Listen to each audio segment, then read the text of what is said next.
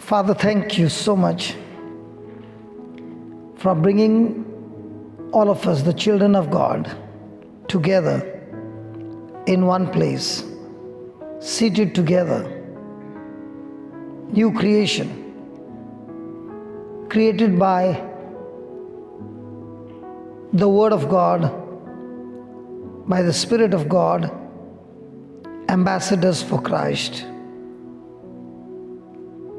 You have blessed each one of us with the ministry of reconciliation. And here we are, Lord, with our hearts anointed to receive your word. The sower went and sowed the seed in the heart. Our minds willing, ready to learn from you the truth and unlearn every error, every lie of the devil.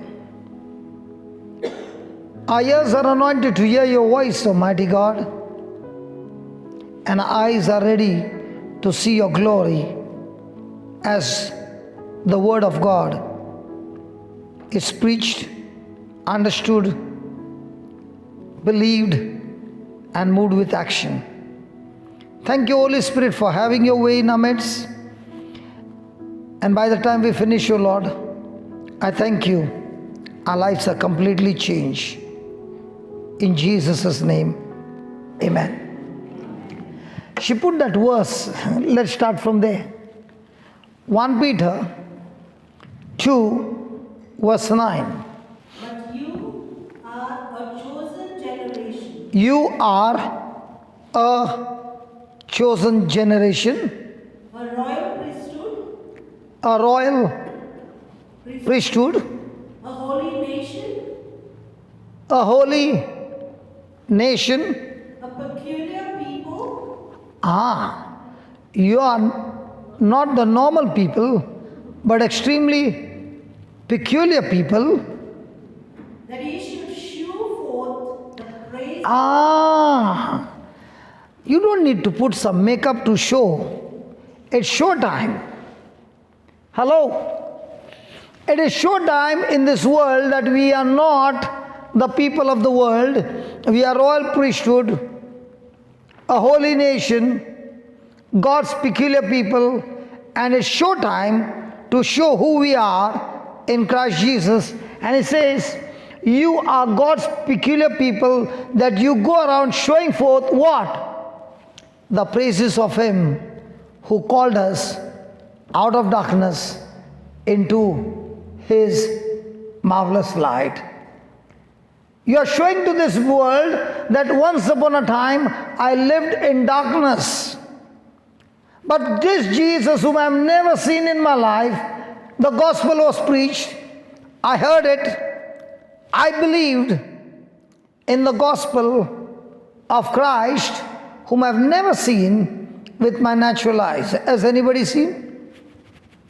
Has anybody ever seen Christ crucified on the cross? No. Has anybody seen Him being buried? No. Has anybody seen Him raised from the dead? No. But yet, we, the peculiar people, by the Spirit of God, made the choice to believe the written word where there is no physical evidence revealed to our physical senses, and yet we chose to believe the unseen.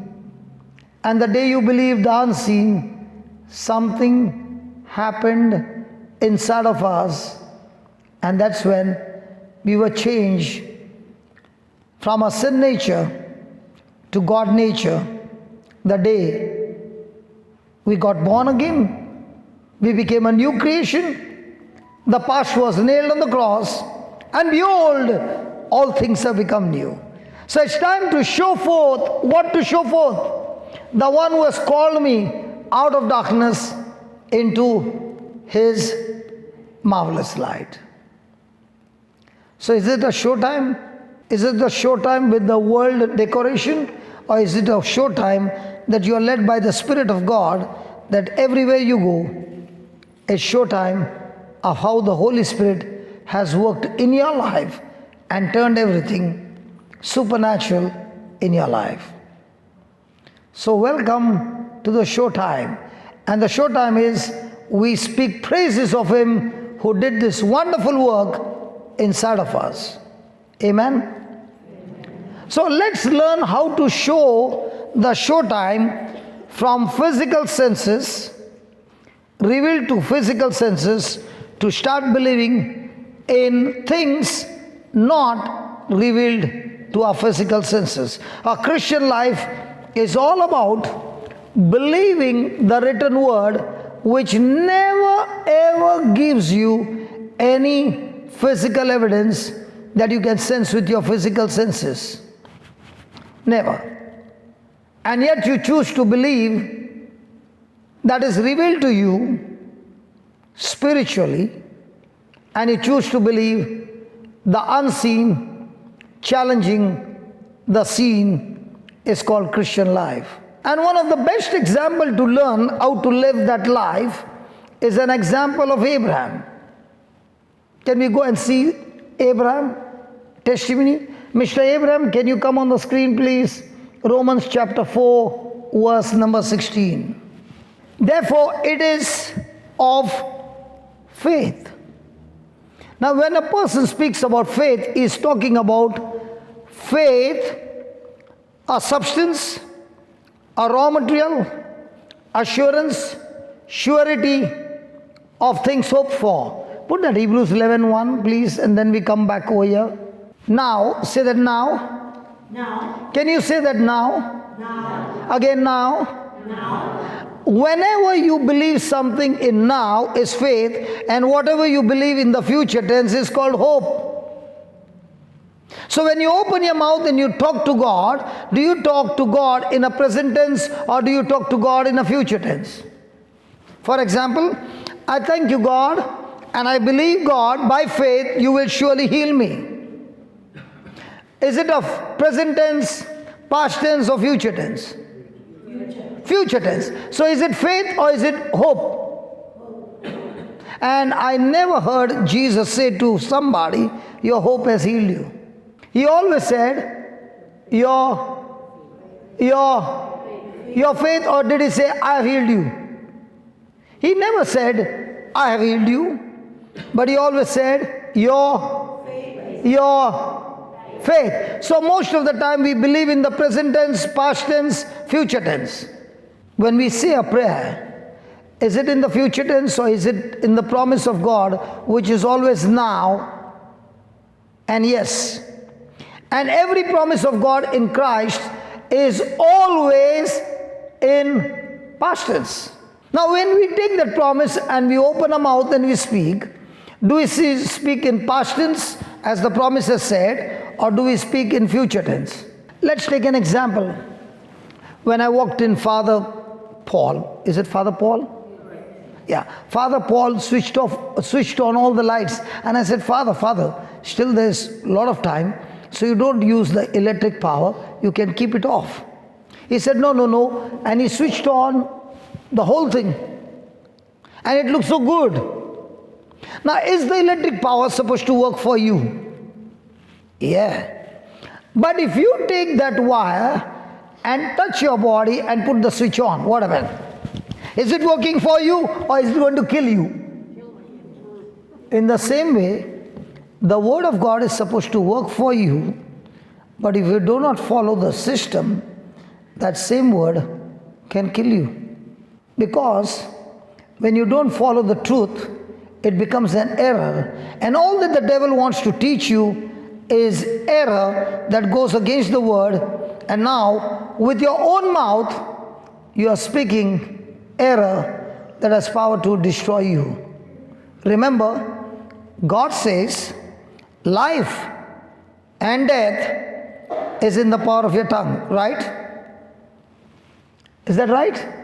So any word that you speak that does not align with God's word, is it a truth or is it a lie? The word that does not align with God's word is a truth? It's a lie. And when you speak a lie, the truth can set you free. Lie will take you into bondage and terminate you. All that the devil had to do was, when God said you will surely die, all that he had to tell Eve is you will surely not die. And Eve made a decision to believe the lie as a truth, and she disobeyed God, and she did not even know the effect of disobedience. She went and gave it to her husband, and he also believed the lie, and from the day they believed the lie and put it into action, their world was over.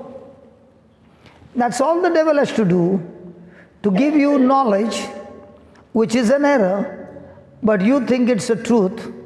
And that's what this electric power is also. A person can be a very qualified electrician, but the day he makes an error, that might be his last moment of life. It's a law. So also there are spiritual laws. And the whole of heaven operates through a system. And that's why Jesus came to give us the system. Praise God. Hallelujah. So Hebrews 11:1 says, now faith is the substance. It is the raw material. A substance that is not seen, but the speciality of this substance is it can change your hope, which is invisible, which is not yet manifested, which is not yet revealed by your senses. It has the power to change that from invisible to visible. That substance is called as faith. Do you believe by faith that there is a lady sitting next to you? The lady with the spectacle? Do you believe by faith that there is a lady sitting next to you in a white jacket? Now when she said yes, did she say right or wrong? I did not say. Your people are saying you're wrong.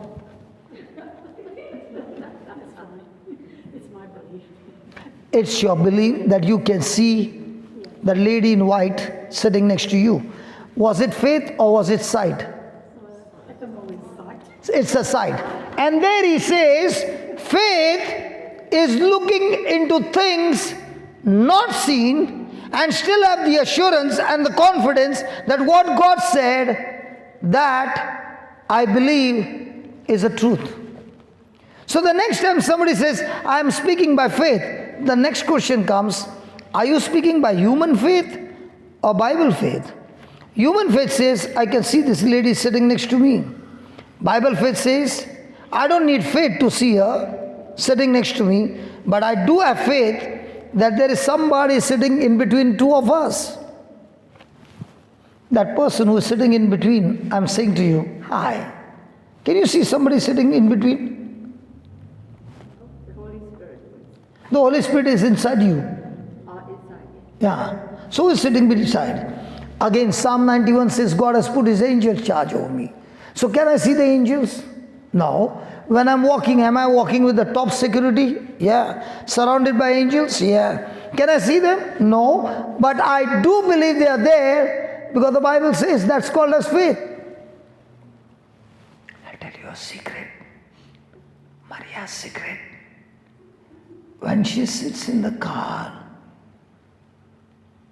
and she's driving, there is an invisible lady talking to her. And this invisible lady tells her, take a right turn, take a left turn. And she is so quick to obey the instruction of that lady whom she had never seen. And then she says, your destination has come on the left side. Do you know who that lady is? The GPS lady. She believes her every moment. What about this GPS of heaven? Can I believe this GPS of heaven? And faith says about things not seen. So in other words, God is saying, it's good to have hope. And hope is an expectation, something unseen. And I want that hope and that unseen thing to come into my life, physical manifestation, and the power that brings it into physical manifestation is called faith. So do I need this raw material called faith? Substance? And where do I get this substance called faith? Romans chapter 10, verse 17. Faith cometh by hearing, and hearing by the word of God. Now I'm going to read it and you're going to say, am I saying the right thing or the wrong thing? Look into the scripture. So then, faith cometh by hearing, and hearing the word of God. Right or wrong? Right or wrong? I just said wrong. Look at that again. Look at that again. So then, faith cometh by hearing, and hearing the word of God. Right or wrong? Come on, look at the scripture and look at what I'm saying. I'm saying the wrong thing. Come on. So then, faith cometh by hearing, and hearing the word of God. That word by is so important for faith to come in. Faith doesn't come by hearing and hearing the word, but faith comes by hearing and hearing by the word of God. Let me show you how this works. Just as faith comes by hearing and hearing by the word of God, fear also comes by hearing and hearing by the bad report of the doctor. By the bad report of the doctor. Example. The doctor gave a person a bad report, you are suffering from cancer and this is your last month. He said it once. The person heard it and he came out of the clinic and is walking on the street. Is the doctor walking with him? Is the doctor walking with him? No. But is the doctor's word walking with him? Now, is he hearing what God said or what the doctor said? So when he is hearing from within what the doctor said, can that word affect him that tears are rolling down? Possible? Now, is that person hearing the word of the doctor or hearing by the word of the doctor? So when the word goes from outside and I hear it with my external ear, it's the first hearing. But when that word that has entered in is talking to me again and again without the doctor being physically present, now I'm hearing the word by what has been deposited is talking to me, and that brings fear. Has anybody ever had hearing by the words of your situation, circumstances? So are you growing faith or are you growing fear? But now I'm taking the same word of the word of God, what God has promised me, and I am speaking to myself again and again out of my mouth, and my ears are hearing. And when I keep on doing that, there comes a time when the word starts speaking to me from within. That brings tremendous joy, tremendous peace, and that's when I'm hearing by the word of God. The whole Bible is called as logos. The written word is logos. But the day that written word starts talking to you, it becomes the Rhema word. Because now, that word you are hearing by the voice of God, that's what brings faith in us. So is that by the word very important? I can say the scripture, by the wounds of Jesus I am healed 1,000 times and still did not hear the word talk to me. I can speak what the doctor said, I heard it once, but I can hear the doctor's word over and over and over again, that I can sit in one place and keep on crying. I can't sleep. I can still hear what the doctor said, even though the doctor is not present there. I'm growing faith or fear? Fear. So when I hear the word talking to me, a substance called faith or fear begins to grow in me. A Christian grows faith by using the word of God, talking to him again and again and again and again and again and again and again. And now the word is talking to him and he's growing faith.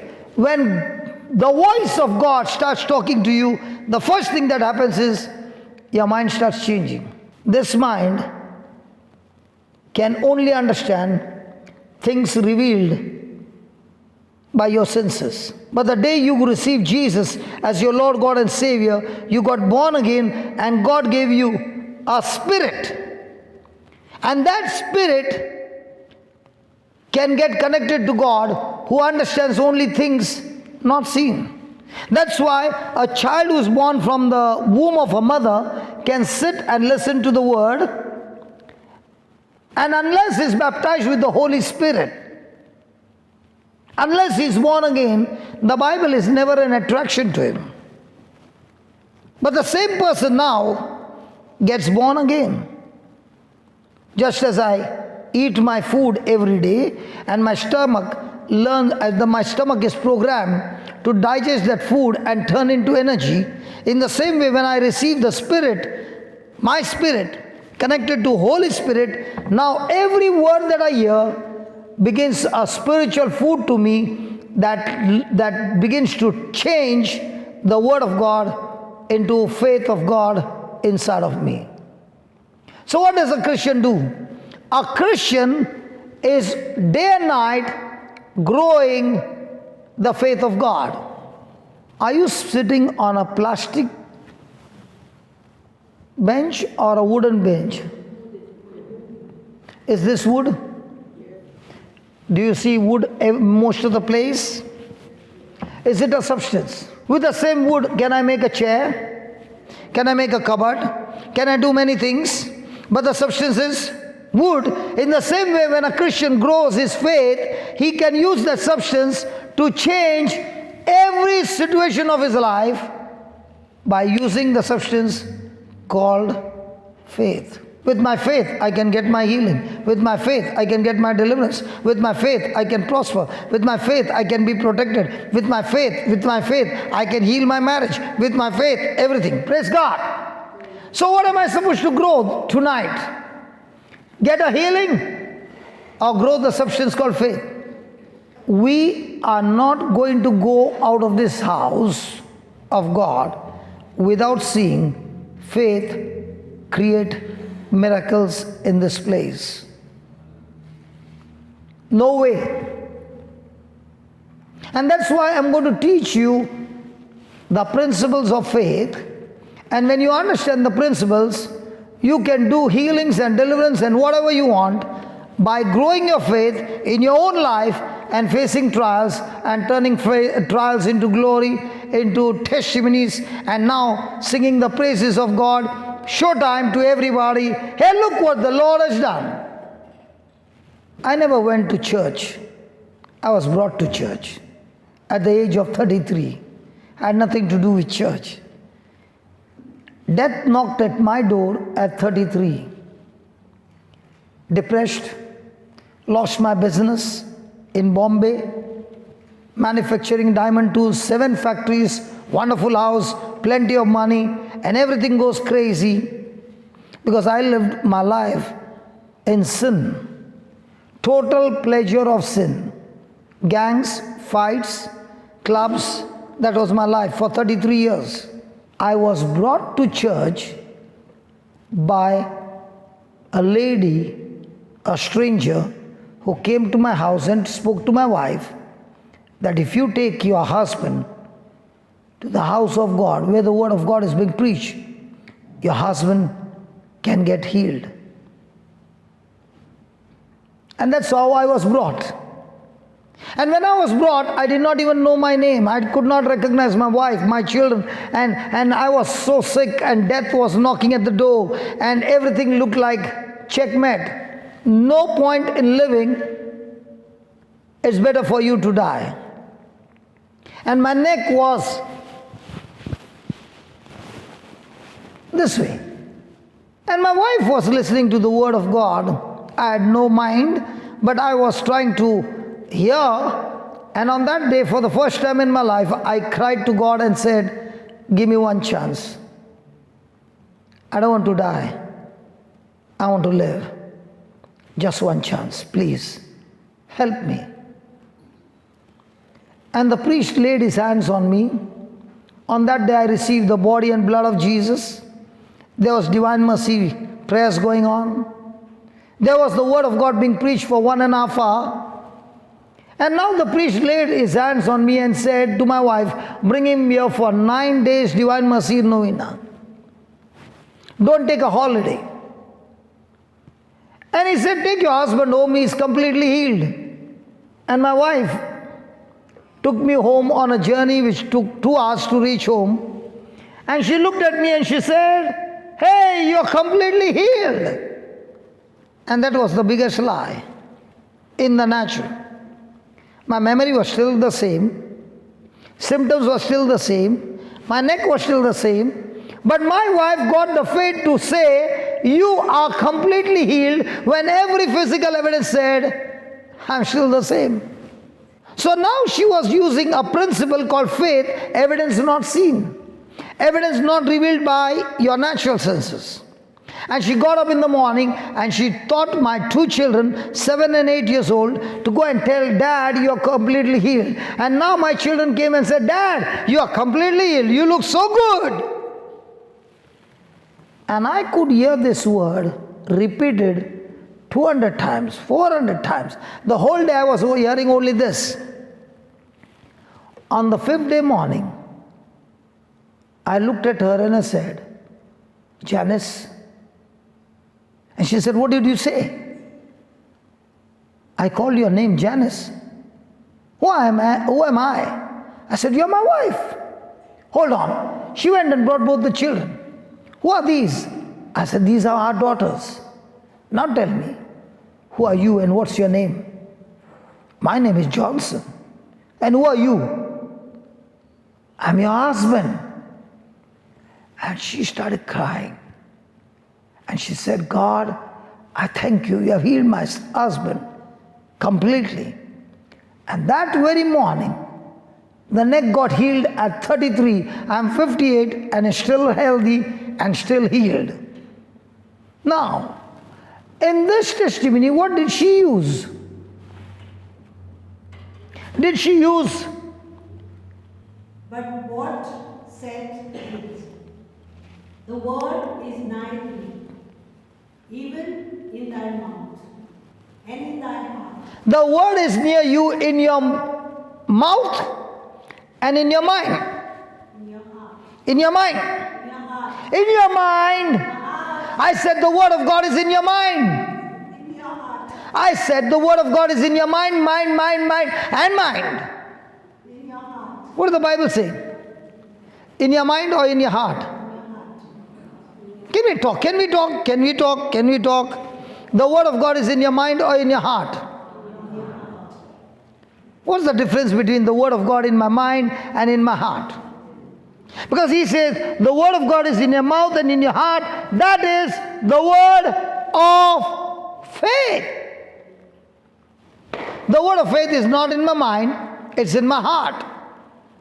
Now I want to know, how do I differentiate whether the word is in my mind or in my heart? Because if I get that word in my heart and I open my mouth and I speak, now faith will work for me. And if I speak the word of fear, that word will also work against me. But I got to be sure whether the word is in my mouth or in my heart or mind. How will I know? Let's take a parable. Let's take an example. You got $10. How much? If you talk, then we can learn. Will you talk? You got $10. And you found a man on the road, poor man. You are filled with compassion. And out of the $10, you brought some food of $7 and gave it to him. Will the poor man pay you? No. You spend that $7 on that poor man. How many dollars will you have with you? Sorry? All those who said 3 are the ones who believe in their mind. And where did you believe? Where did you learn that? In school. And in the school they teach you about things seen. They don't teach you about things not seen. Now you came to church and you are in the school of the Holy Spirit. And now let us see what would be your answer. Give me Luke chapter 6 verse 38. Give. Sorry? Give. Sorry? Give. Receive. Give. Receive. Give. Receive. Give. Receive. Which one do you like? Give or receive? Really? Then I should ask the priest, what is the Sunday collection? I can give all oral answers right, but in my real life, my life shows brokenness. Jesus said, in my kingdom, when you give, it shall be given to you. So if you don't give, will it be given to you? Hello? No. So first comes you give, and then God will give it to you. How? Yeah, when you give first, then you shall receive from God. Very true, very true, very true. But if you don't give, you get nothing. It's not about money, it's about anything you give. You give anger, it will come back to you in multiple. You give kindness, it will come back to you in multiple. You give love, it will come back to you in multiple. So what do you give the whole day? The whole day, 24 hours, which one do you think about? My benefit or benefit for others in the kingdom of God? Which one do you think the whole day? Others. Very good, very good. Praise God. So if you are thinking about others the whole day and you are using your raw material to bless somebody, is it going to be multiplying in your life? Yeah. So give, then? And it shall be given unto you. How? Good measure. How? Good measure. How? Good measure, pressed down, and shaken together, and running over. Shall men. He is saying men, not the woman. He said man, not the woman. Men and woman are included because woman came from a man. Praise God. Praise God, thank God. For with the same measure that you No, what will man do? give into your bosom. So, will God give into your bosom, or will He use some man or some woman to come into your life and bless you? So, what is the mathematics of heaven? The mathematics of heaven is, when you spend that $7 on somebody with compassion, it will be good measure, pressed down, shaken together, running over. So now you got 3 or you got 700. So in the school of the world, what do you learn? Subtraction. In the school of the Holy Spirit, what do you learn? Multiplication.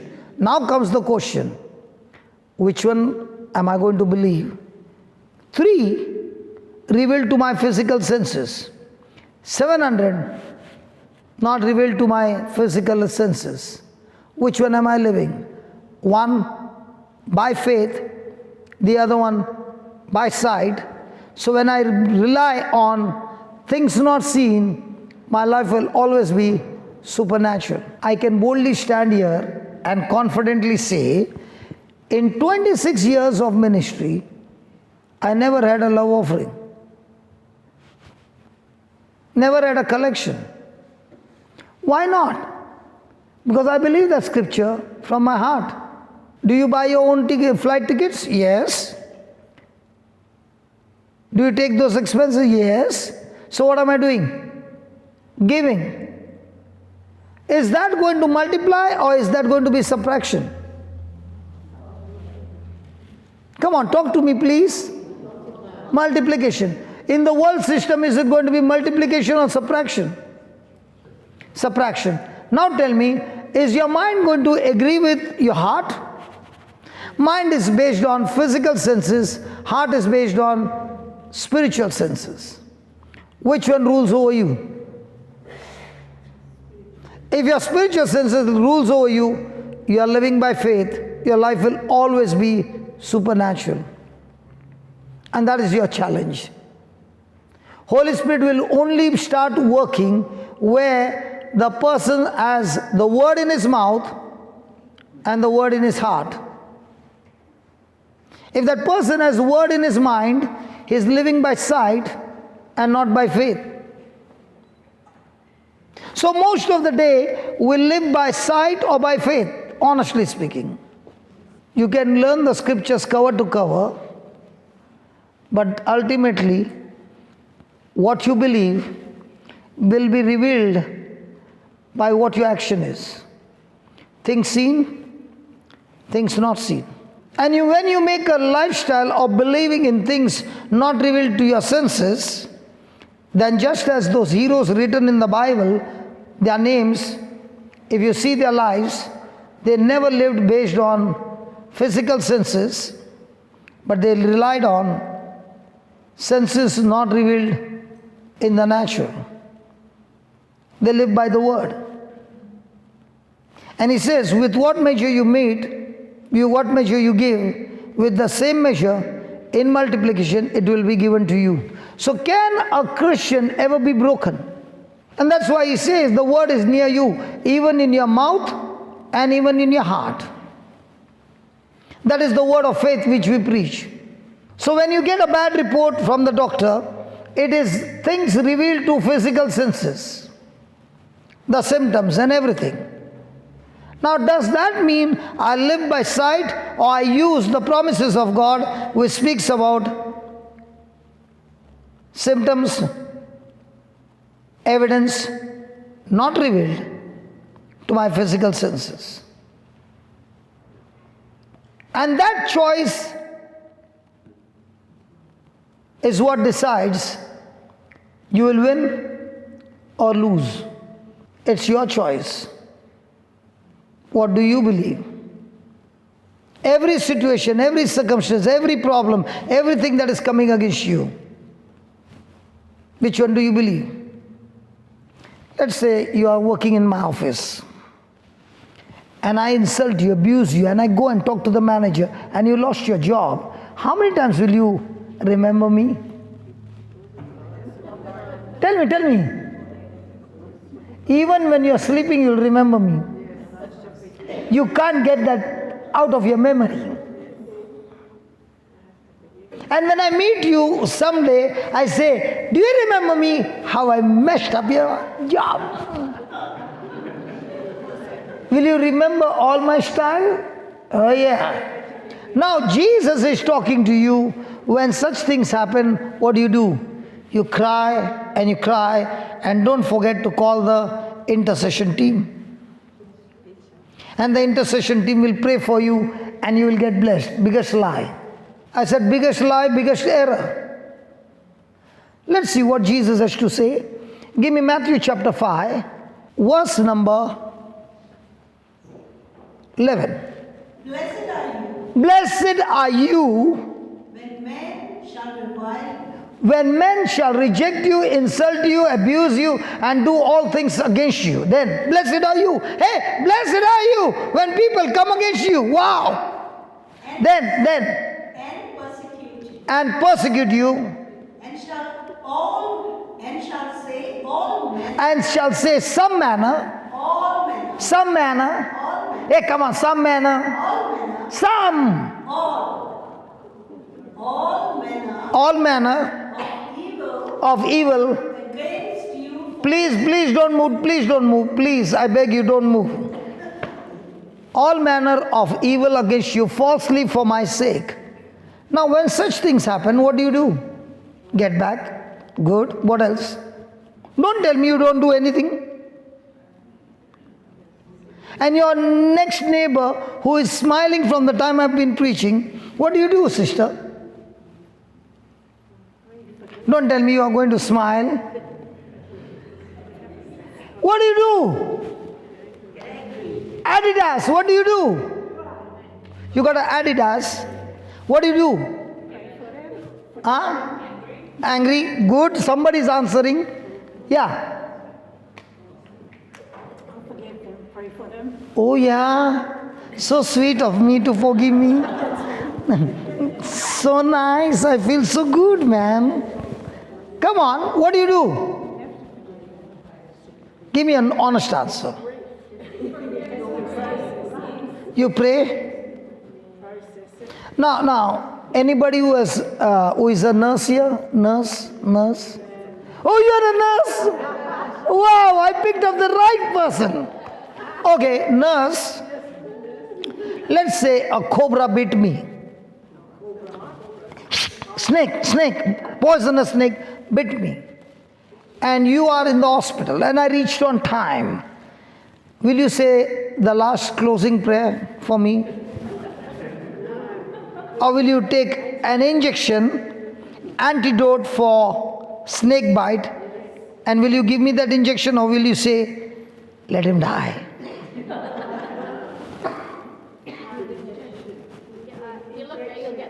You will give me you will give that injection. Will that save my life? Most of the time, if you reach on time, that injection will save his life. It's called an antidote for poisonous snake. Now, what about me coming and hurting you with my poison? Do you have an antidote? No. Yes, Jesus. Yeah, what's your antidote? I'll pray against it. So let's see, Jesus is giving us an answer. When such thing happen, what do you do? Jesus, can you tell me what to do? Come on, brother, show us what Jesus said. What did he say? Cry and cry and cry and cry and cry and cry and cry and call the intercession team and tell them how misery you are and talk your sorrowful mystery to them and they will pray for you. Rejoice. Hey, cry! Hey, cry! Rejoice. Cry! And be Cry! Cry! Cry! rejoice. Is there anybody here married? Nobody married? Praise God. When your spouse spoke some extremely hard word to you, what do you do? Give it back. Huh? But you look like pure Christians, you will not give back. That's the biggest lie. I wish I had a camera on this side to see everybody's teeth. No need of saying cheese. We never talk back to your husband. Yes. Are you inside the church? You better go for confession. So Jesus said, the antidote for those things that come against you is rejoice. And not only rejoice, be exceedingly glad. So when you come home and you put some good praise and worship, what you are singing, are you singing when everything is going crazy? Thank you, Jesus. Hey, why are you rejoicing? You got some bad news. No, it's a good news. I'm not relying on my physical senses. I'm relying on what Jesus said, and that is making me joyful. Praise God. That's making me joyful, and I'm exceedingly glad, because now when I pass the test of rejoicing, there's a great reward for me. Look at what the next line says. Rejoice and be exceedingly exceedingly glad, for, say that great is your reward in heaven, for so persecuted the prophets which were before you. So now, looking at the bad news, can you turn it into good news by responding? And if you don't respond to what God says, then you will end up reacting. Can you touch your neighbor and tell your neighbor, are you a person who responds or reacts? Nobody is asking why. Do you respond or do you react? Hello, do you respond or do you react? Depends what you're talking about. Sorry, I can laugh, but when things happen at home, I can be really, really broken. Might be not from your spouse, might be your children. And we are here to turn all bad news into extremely good news by using a power called faith. And that's what we are here for, to learn how you can turn every situation of yours into victory. Give me 1 John 5:4, please. And then we'll look at the example of Abraham. For whatsoever Slowly. Whatsoever. is born of God Hey, hold on. Am I born of God or am I born from my mother's womb? We were all born from our mother's womb. Till a day came, we got baptized and we made a personal decision to believe the gospel that was preached, and that very moment the Spirit of God gave you a new birth and you're born of heaven. How do I know you're born of heaven? Because when you're born of heaven, you hate what Christ hates, you love what Christ loves, and you have got a very big appetite for the Word of God. You do not use the Word of God to gather the treasures of this world, but use the Word of God to gather the treasures of heaven. And what is the treasure of heaven? Love, joy, peace, faith, patience, kindness, gentleness, humility, self-control. And this treasure can only be gathered when everything comes against you. So throughout the day, I can use the scriptures to grow this treasure, and throughout the day, I can use scriptures to get my selfish desires fulfilled. So the question is, am I self-centered or am I kingdom-centered? A born again has got nothing to do with this world. He is all the time thinking about, how do I get this treasure and share this treasure with others so that they also can show time and give praises to God that He called us out of darkness into the marvelous light. So when you are born again, the first thing that happens in you is God recreated you a new creation, where your old sin nature is nailed on the cross and the new nature of Christ has come inside of you. And that's why He says, behold, all things have gone, all things are finished of the past, and all things have become new. Praise God. And when all things have become new, God gave you a new nature.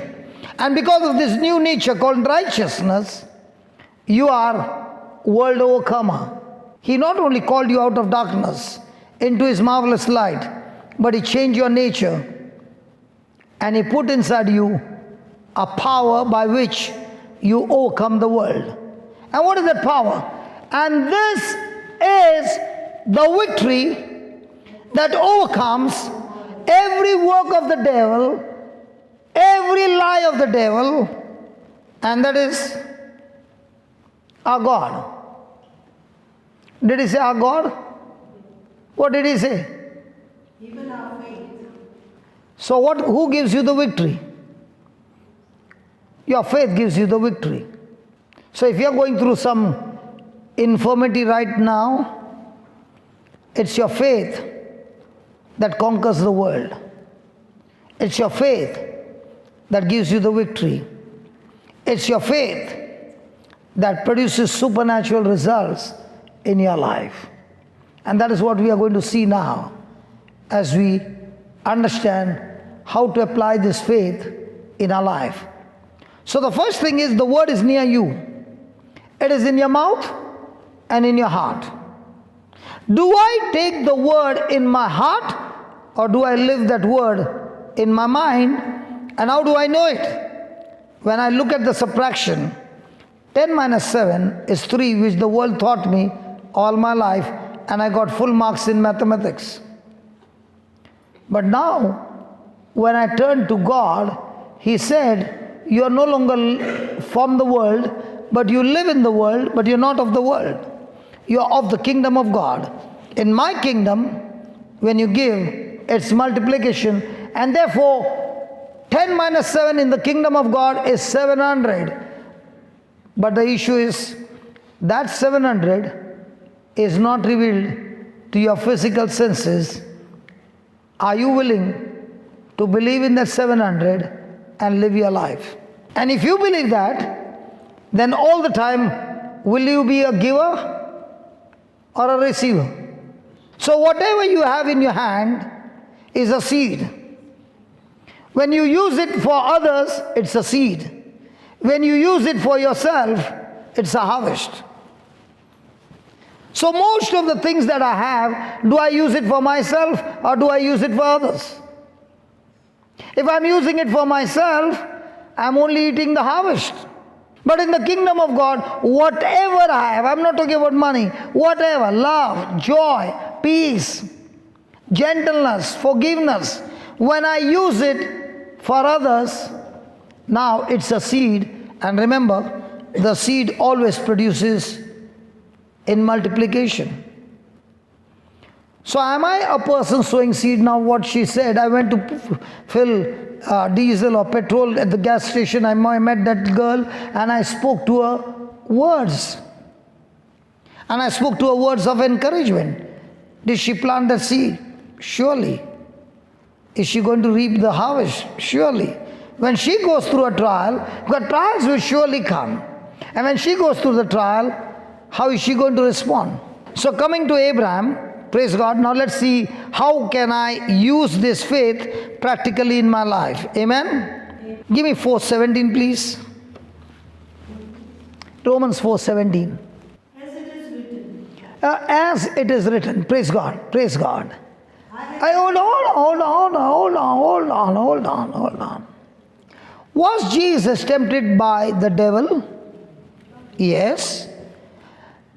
Did the devil say, if you are the Son of God, turn these stones into bread?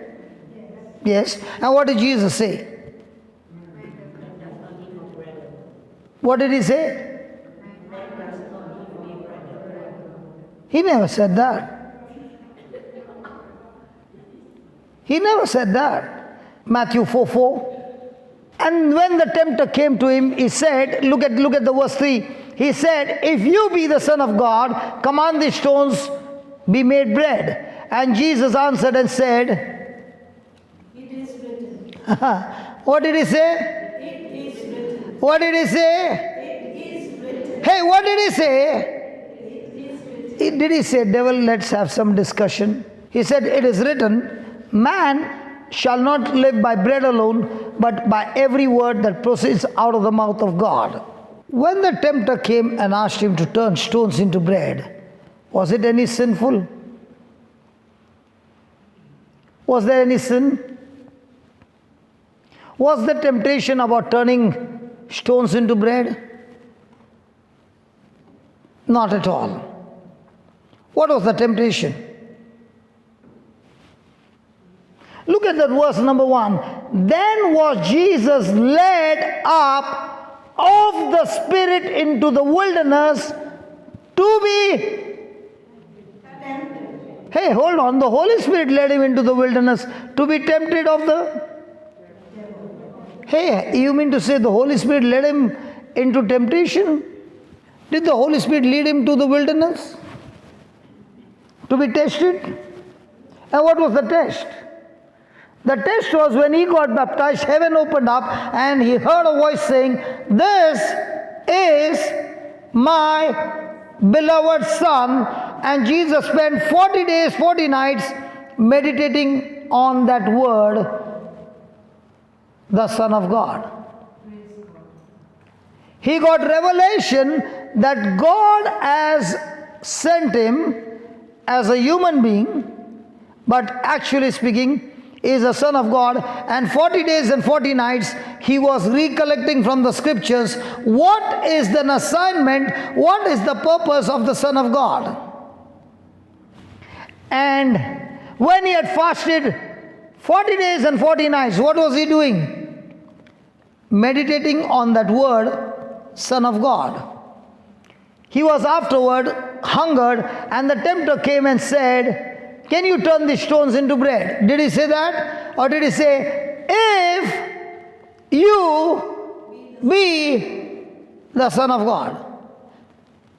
So what he heard, the devil tried to tempt him.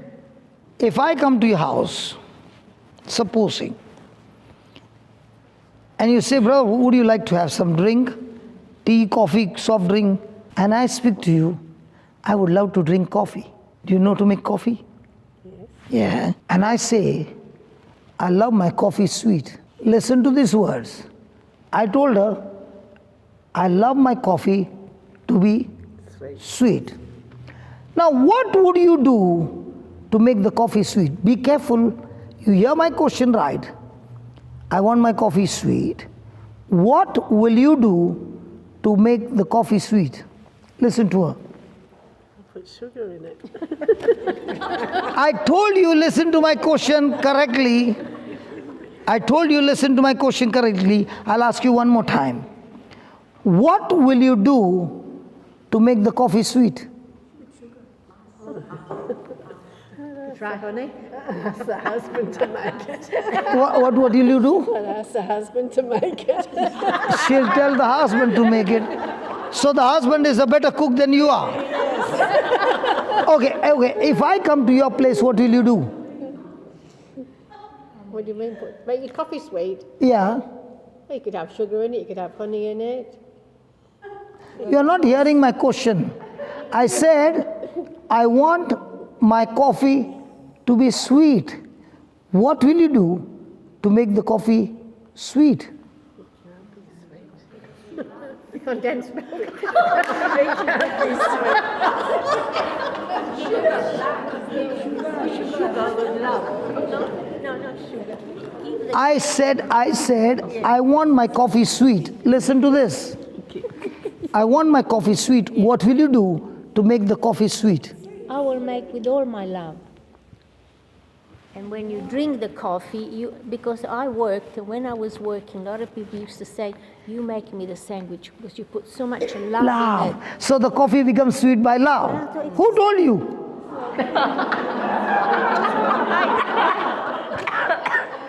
The sugar manufacturing company will go closed. Yeah, what will you do? I'll give you my love. I said you're sweet enough.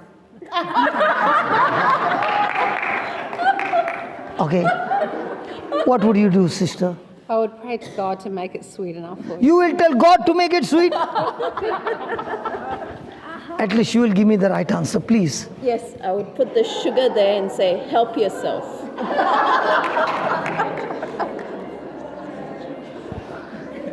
I don't understand. In Perth, you don't know to make coffee sweet? Surely this lady will make.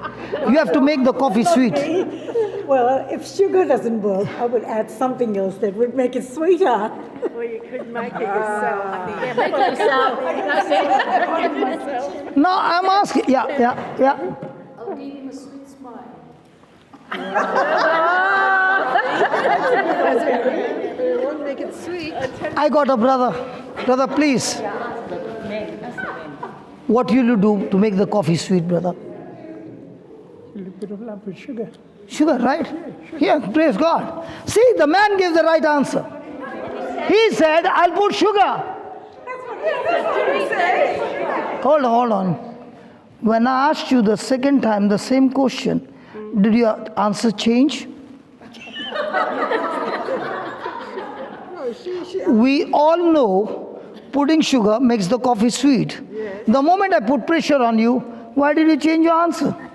Look at that man. He heard all of you say, but he still stuck and said, I'll put sugar. Confident. And that's why the tempter is asking Jesus, if you're the Son of God, the temptation is not turning stones into bread. The temptation is asking him the same question that he already knows, and that's exactly what he did in the Garden of Eden, asking question to Eve that she already knew. That's the temptation. He did not ask once. Look at what happened. He asked it once. If you are the Son of God. Look at the 5th verse. Then the devil taketh him up into the holy city and set him on the pinnacle of the temple and said to him, if is he asking him again? So where's the temptation?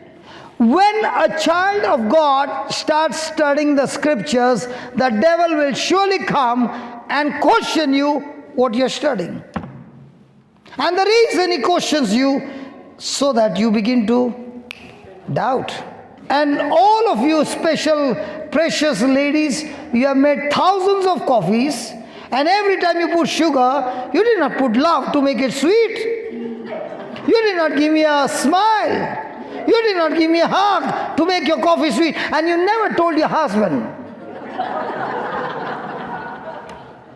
You made it yourself. Why did your answer change? But look at that man. He heard you all and he opened his mouth and said, brother, I don't know about others, but I put sugar and sugar makes my coffee sweet. Simple answer. Brother, thank you very much. Can we give the Lord a big hand for that, brother? Hallelujah. So is he asking again, if you be the Son of God? And every time the devil came and tempted Jesus, he opened his mouth and said, it is written. It is written. He beat the devil again and again by saying, it is written. So the next time the devil comes and talks to you, asking you questions, you must know the scripture and you got to open and fill his mouth by saying, it is written. Hit the devil by speaking, it is written, and speak the scripture. So how do you make the devil flee? By hitting him over and over and over and over using scripture. And that's what Jesus did to the devil. And look at the next one. Jesus said to him, it is written again that you shall not tempt the Lord your God. And now the devil taketh him away up into an exceeding high mountain and showed him all the kingdoms of the world and the glory of them, and said to him, all these things I will give thee if you'll fall down and worship me. Then said Jesus unto him, get thee hence, Satan, for it is. If Jesus could use the scripture, for it is written, and quoted the scripture and filled the mouth of the devil with scripture, and then it says, the devil leave in this Bible. Other Bible says, the devil fled from him. Praise God. So how are you going to hit the devil? How are you going to hit the sickness? How are you going to hit your circumstances? How are you going to hit everything that is coming against you? It is written. And then you quote the scripture and go on and go on and go on and go on and fill the mouth of the devil by hitting him again and again and again and again till he has to flee from you. But what happens when you don't know the scripture and you say, it is written, it is written, it is written, it is written, it is written. And the devil will say, I also know it is written, but what? It is written, call your husband to make the tea. It is written, give the preacher a good smile. Come on. Are you going to learn the scripture and open your mouth and speak to the thing that is coming against you, that is revealed to your physical senses, coming and beating you up again and again with temptation? Are you going to say, it is written, not revealed to my physical senses, but what is written? I'll fill your mouth, devil, with what is written. Now tell me, do we fight like Jesus fought? Or do we say, I feel so painful. Brother, can you keep me in prayer, please? When the devil tempted Jesus, Jesus also called his friends and said, can you keep me in prayer? I'm fasting and very, very hungry and I'm very weak. Please keep me in prayer. It's good to ask somebody to keep you in prayer. But you do your part and beat the devil and hit the devil by speaking, it is written. Say that, hit him. Can you say that? Hit him. Who are you going to hit? The devil. What do you do? Hit him. Say that again. Can we all say together, hit him, hit him, hit him, hit him, hit him. So if somebody got a report saying cancer, hit him. Somebody got a report saying arthritis, hit him. Somebody got, my children are gone out of my way, hit him, hit him, hit him. Who is ruling over my children? And say it is written, and then quote the scripture. So is it time to hit him, or is it time to sit and cry? If you don't speak, Jesus said, even the children can speak. And that's so true. The child is saying, hit him, hit him, hit him. Hallelujah. Thank you, Jesus. Okay, let's go to Abraham again. Praise God. Thank you, brother. Go back to Romans 4:17. As it is written, I have made thee a father of many nations, before him whom he believed. Okay, now, are you sitting in the church? Yes. Yes. Is it possible for a person to sit here and keep looking at the watch? Yes. Is that person looking at the watch and saying, I better go home? Now, is it possible that physically you are inside the church and your mind has reached home? Yes. So, does your neighbor know that you are already in the kitchen? The neighbor knows that you are sitting next to that person. Yes. But is your mind inside here on the screen or in the kitchen? Possible to be seated here and possible? So now, are you sitting in the presence of God? Are you sitting in the presence in the kitchen? And here is Abraham saying, I have made you father of many nations in the presence of God, in the sight of God, before him in whom he believed. So how did Abraham believe? He believed in the promise of God, that God spoke to him. He kept on meditating on it, irrespective of what physical evidence he was going through. Genesis 15, verse number 1. After these things, the word of the Lord came unto Abram. It's not Abraham, it's Abraham. Abram. Okay. In a vision. Saying, fear not, Abram. Saying, fear not, Abraham. I am thy shield, I am the shield. and thy exceeding great reward. I am thy shield and I am thy exceeding great reward. And Abraham said, And Abram said, Lord God, what wilt thou give me? what wilt thou give me? See, I go childless. So what did Abraham call his name? Childless. Hello, what did Abraham call his name? Childless. Have you ever heard somebody say, I'm diabetic? Hello? You just gave them a sweet to eat. And the person says, I'm sorry, I'm diabetic. What did he call his name? I'm arthritic. I'm tick, tick, tick. The nurses and the doctors give us names. And they put that name on the file. And after that they call you by that name. Nurse, can you call that arthritic patient here, please? I got baptized in the church. My name is Johnson. But the doctor can also give me a name. So what was Abraham's name? Childless. And as long as he is calling himself childless, can God give him a child? Now, is he talking about faith or is he talking about fear? Fear. Oh, what is his name? Childless.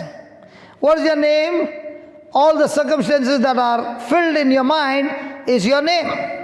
And if your name is filled with all the promises of God, then your name is a child of God.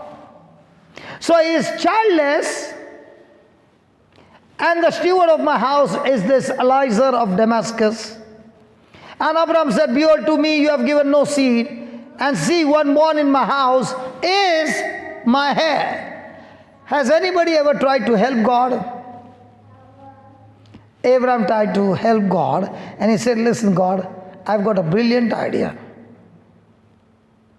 Anyway, I'm childless, so I've decided to adopt Eliezer of Damascus, and he shall be my heir.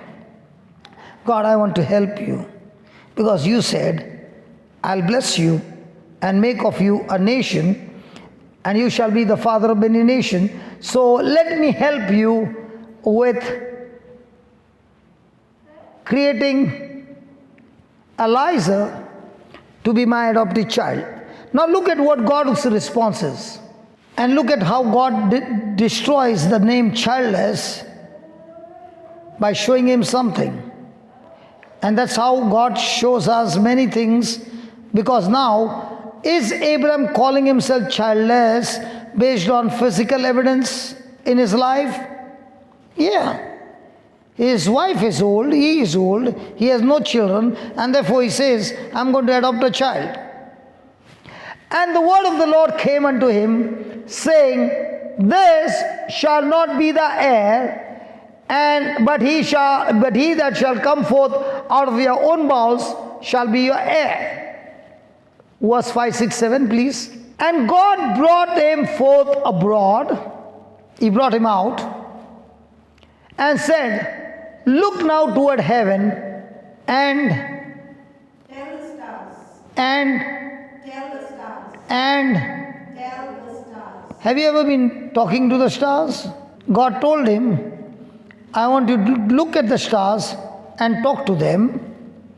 And if you be able to count them and number them, he said, so shall your seed be.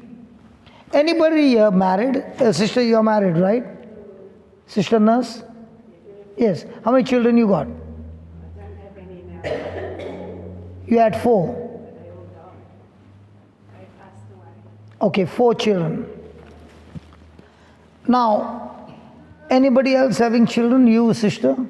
In Perth, they don't give birth to children?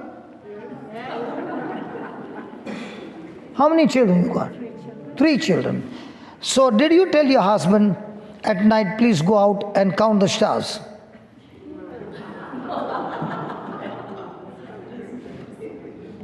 Hey, don't laugh. I'm asking you. Why should God give him a job at night? Sarah is ready to go to bed, and Abraham saying, excuse me, God told me to count the stars. So Sarah, you can sleep. I'm going on the terrace, or there was no terrace, out of the tent. And Abraham is full night talking to the stars and counting them. You got 3, right? Husband was at night where? He was counting? No, the last word.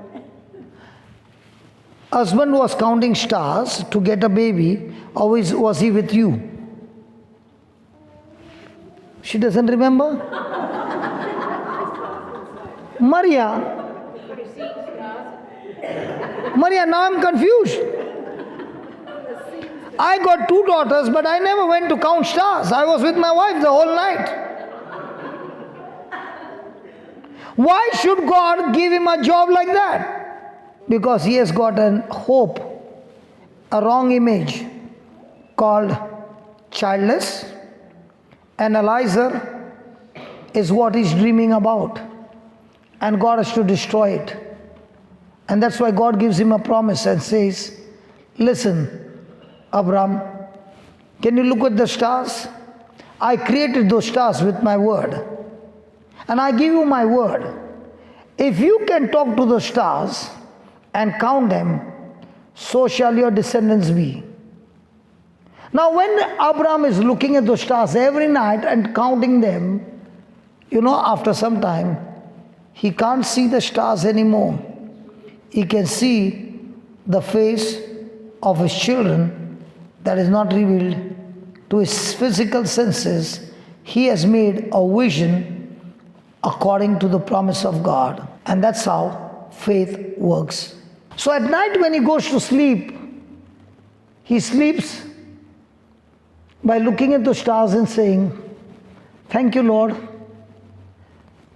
A day will come when I will have descendants as many as the stars, and I will surely be a father of my own flesh and blood." That's why the Bible says he believed in the Lord. So where was Abraham every night? Following the instructions which looked so foolish, but created an image inside of him that was not revealed to his physical senses. His physical senses said, "Hey Abraham, no chance." But the promise of God said, "Abraham, I'm the one who will help you to bring children into this world, that you will have descendants as many as the stars." So in our life also we make images. What kind of images we make when you face situations, circumstances, insult, abuse and all those things? We allow our mind to talk to us, our senses to talk to us, and we have negative emotions, hurting emotions, bitterness, anger, and those are the images that we create, revealed by our senses. And because of those images, we open our mouth and we speak the wrong images.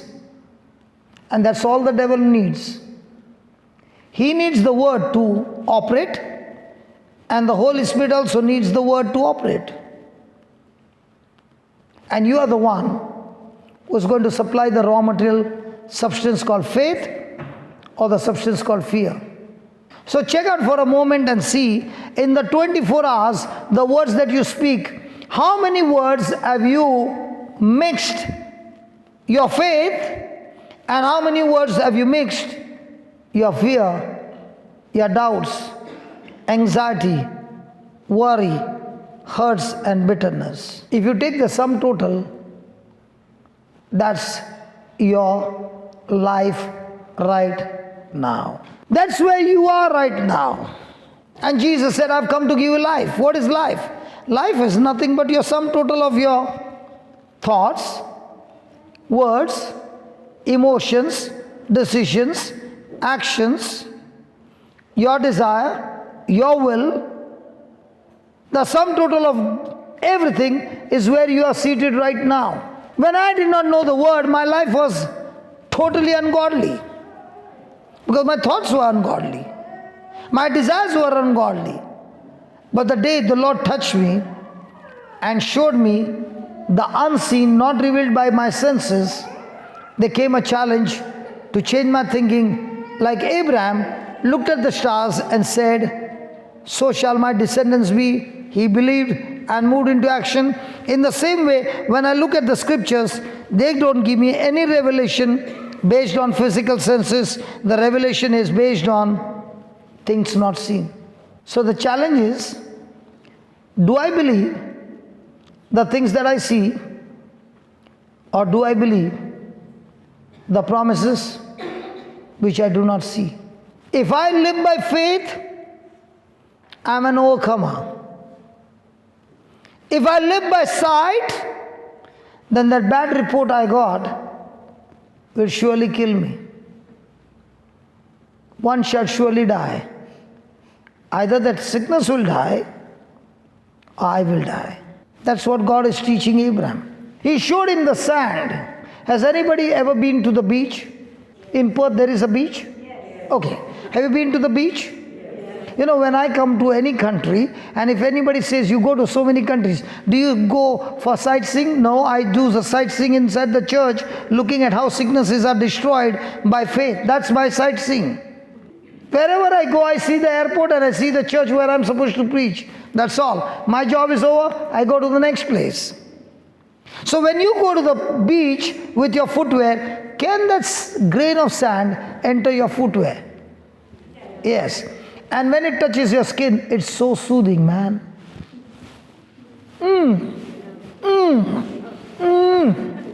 Is it soothing or is it irritating? Irritating. So Abraham lived in a place where there was sand all around. When he put his foot down, did the sand talk to him? Things talk to us. The sand reminded him, so shall your descendants be. The stars reminded him, so shall your descendants be. And when God changed his name to Abraham, and Sarah said, Abraham, he said, yes, I am the father of many nations. And he called Sarah, she said, yes, I am the mother of many nations. So did they call themselves by the new name or childless? So for God to bring a promise to manifestation, will He give you the promise before your eyes? Revealed to your senses? Revealed to you by God's word? Now the question is, will you believe it from your heart or from your mind?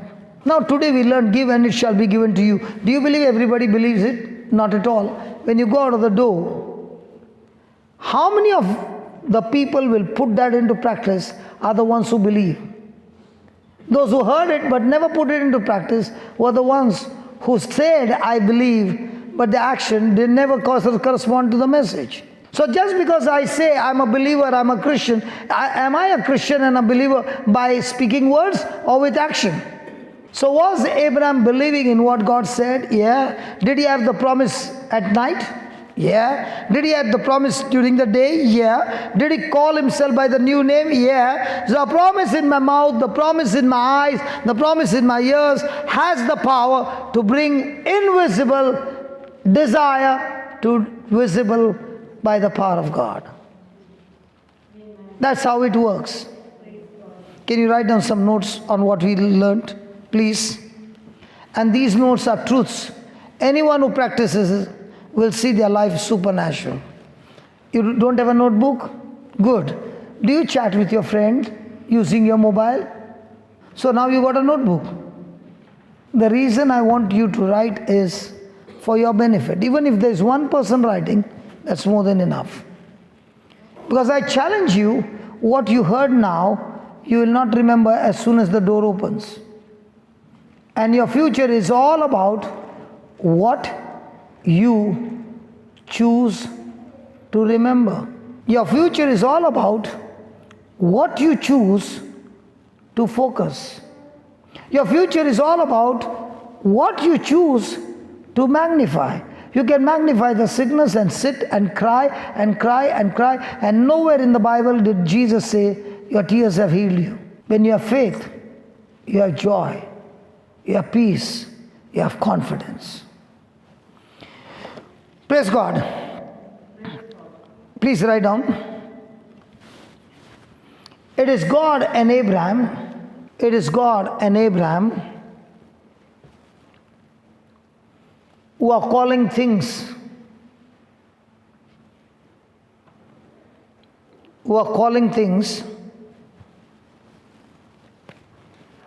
that are not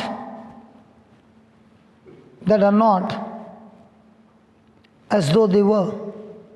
God said, I have made you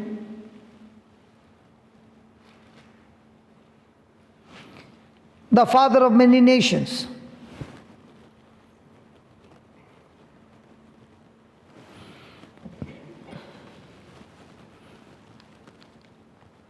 Abraham did not have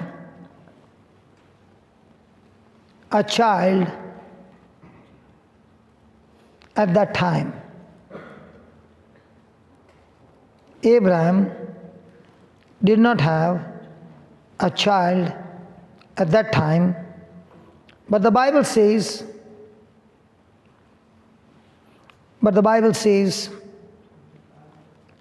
he believed God. He believed God, and it was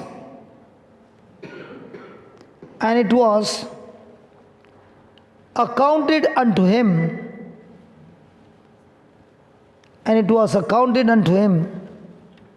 for righteousness. Can you write the next line in capital letters, please? This is the way. This is the way I begin. This is the way I begin to change the scene. To change the scene and shape the unseen. Abraham called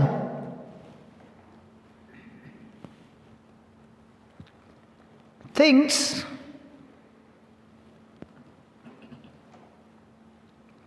which were not manifested,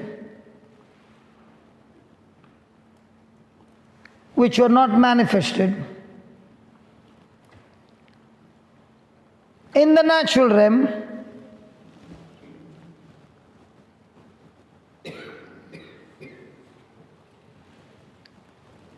as though they were.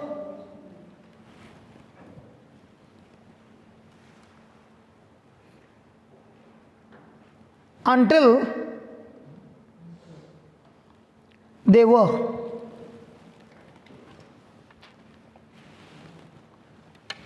Put that again, brother, 4:17, please. As it is written, I made you father of many nations before him in whom he believed, even God, who quickeneth, the other word is gives life. Abraham believed that God gives life to the dead. I said Abraham believed that God gives life to the dead. Sarah's womb was dead. But the Bible says in Hebrews 11:11, through faith also Sarah herself received strength, power. So how did she receive the power? Through faith. So a womb which was dead came back alive. How? Through faith. Can you see on that list amplified AMPC on top? Yeah, click that. 11.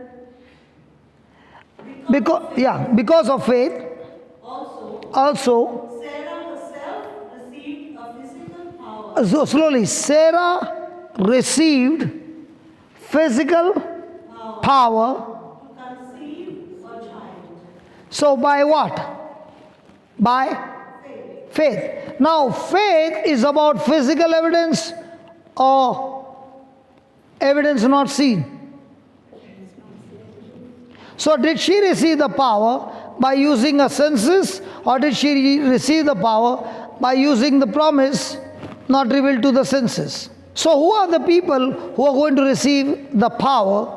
Those believing in their senses or those believing in the promise not revealed to their senses? So in other words, did Sarah believe in things seen or things not seen? So was it the things not seen that gave her the power to conceive? Now in your life, you are going through a situation. Are you believing in the seen or the unseen? So if you are believing in the seen, revealed to your physical senses, will you receive the power to regenerate, recreate things for you, or the things seen are there to kill you? Can you see that? She received the power to conceive a child even when she was long past the age for it, because what? Because she considered. Now somebody got a bad report, physical symptom, everything. And on the other side, the person has got a good report from the promise of God. Which one are you willing to consider. The number 3, 10 minus 7 is 3, sense knowledge. The number 700, based on Luke 6:38. Which one is ruling your life? My brother with a jacket on. Hey brother, second row, which one do you consider what you are going through? Sister, you are not going to prompt. This is between me and him. Because I want him to give me a call and say, I went to the clinic and they could not find anything. Now, Sarah had symptom that she was an old lady at 89, 90. Can a woman bear child? Not at all. But God promised her that you will bear a child of your own. Now, did she believe the promise without physical evidence? Or did she believe her body which gave her physical evidence? She believed. Believe what? Both are believing. I told you, sister, don't come between us. Because he's on the hot seat. You can give him the answer, but if he doesn't understand, I guarantee you, there'll be nothing. I remember in Sharjah, there was this lady who met with an accident. And she was on the wheelchair. The service was over and the person brought her on the wheelchair and said, preacher, preach on, lay your hand on her and heal her. I said, no, I won't do that. Jesus never went and healed somebody. He preached, he teached, and then came the healing. So if you give me 15 minutes extra, I'll preach to her.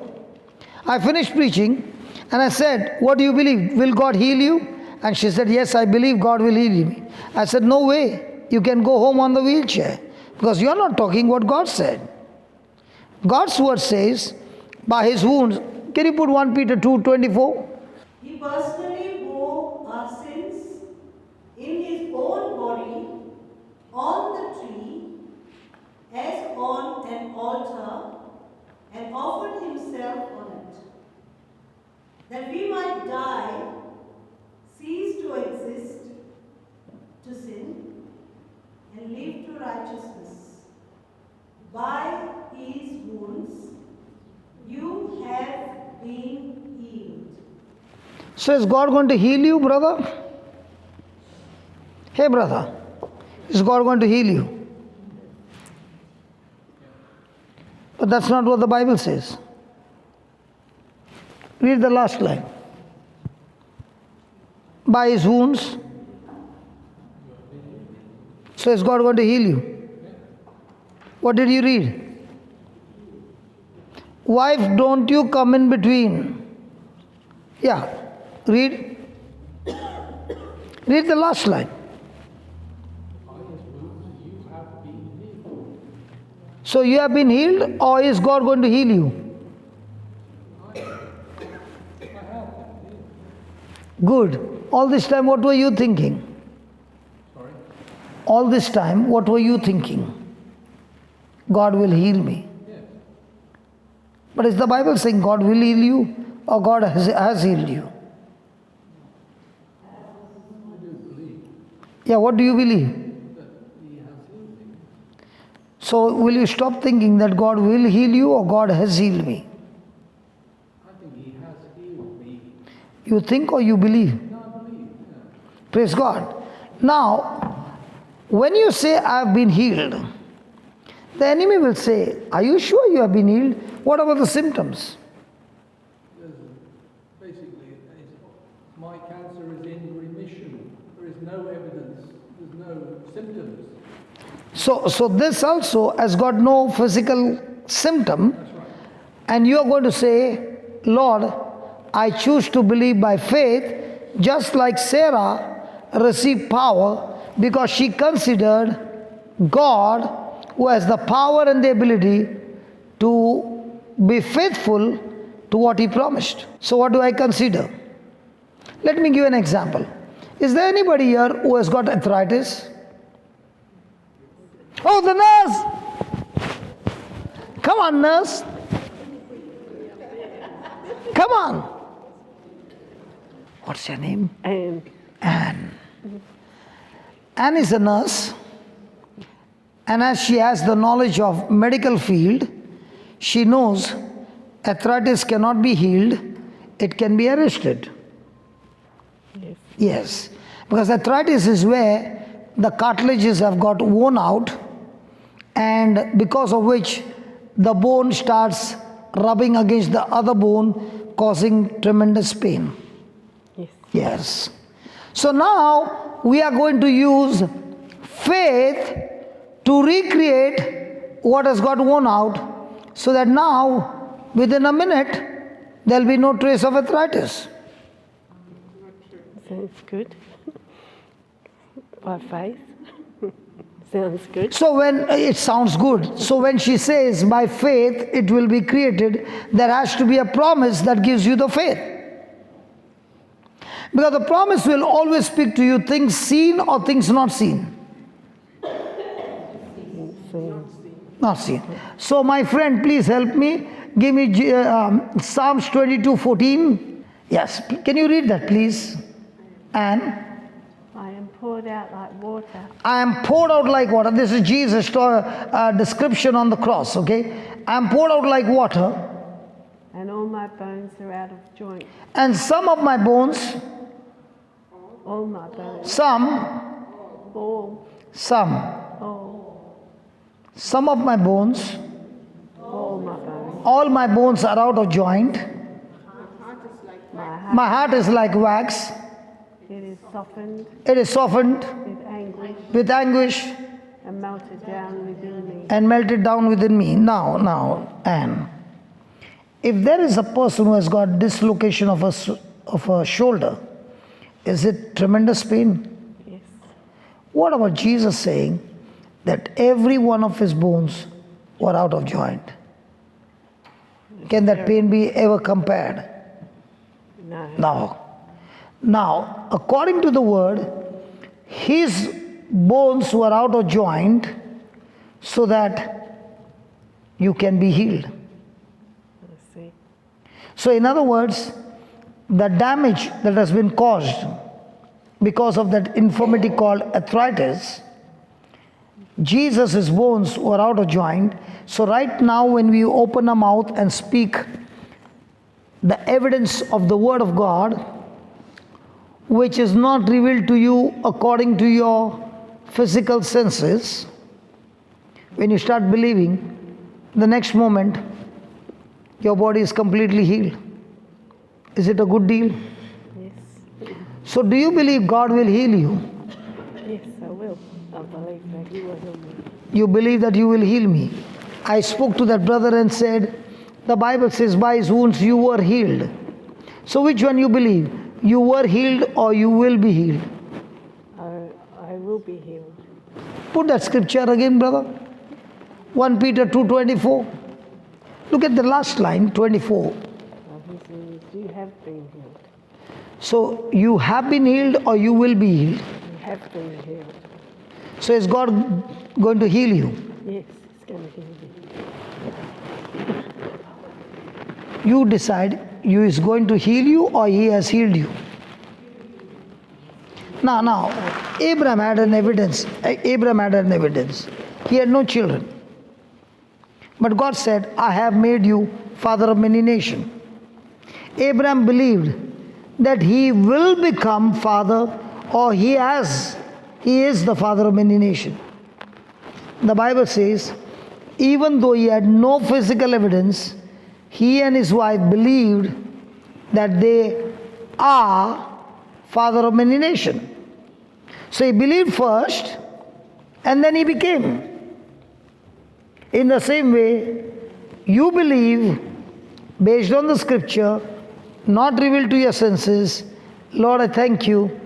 By your wounds, I have been healed.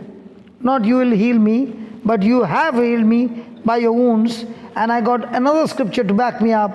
Your bones were out of joint, so that my joints are healed. Okay. Are you understanding? My joints are out of... Oh, sorry, you said my joints are out of whack sort of thing. So I will be healed. Again you're saying, I will be healed. I will be healed. If you say I will be healed, you just spoke against the word.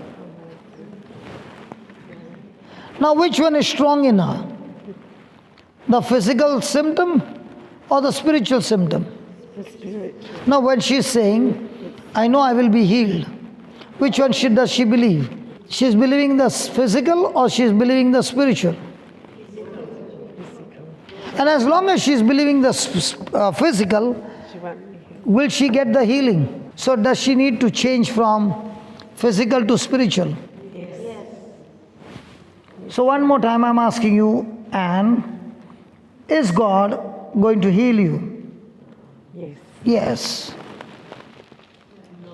No, I'm getting mixed up. Okay, you know, somebody told me, brother, you are purposely confusing people. And somebody from there said, yes, yes. Now, I come and tell you, you look like a boy. Are you confused? Why not? Yes, we know who you are. I'm telling you, every day, your hairstyle is like a boy style. But I'm saying you look like a boy.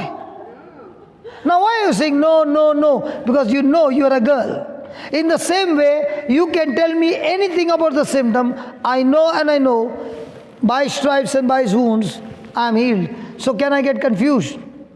If I don't get confused, I'm a boy or a girl. Because I know, in the same way, I know, Jesus said, by stripes, I'm healed. So by stripes I'm healed. Are you healed? Yes. Yes. So am I confusing you? Not now. Not now. So are you sure God will heal you? Yes.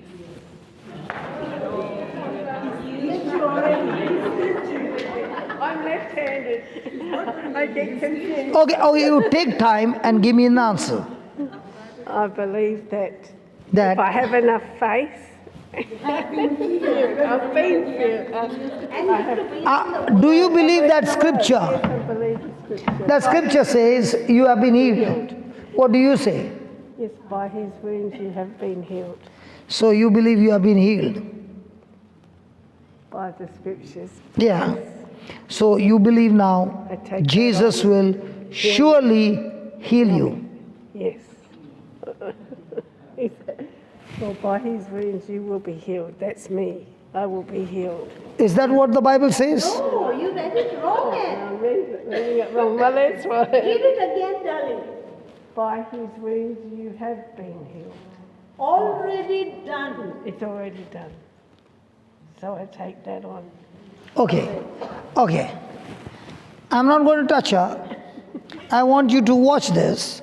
For how many years you have got that arthritis? I don't know, to tell you the truth.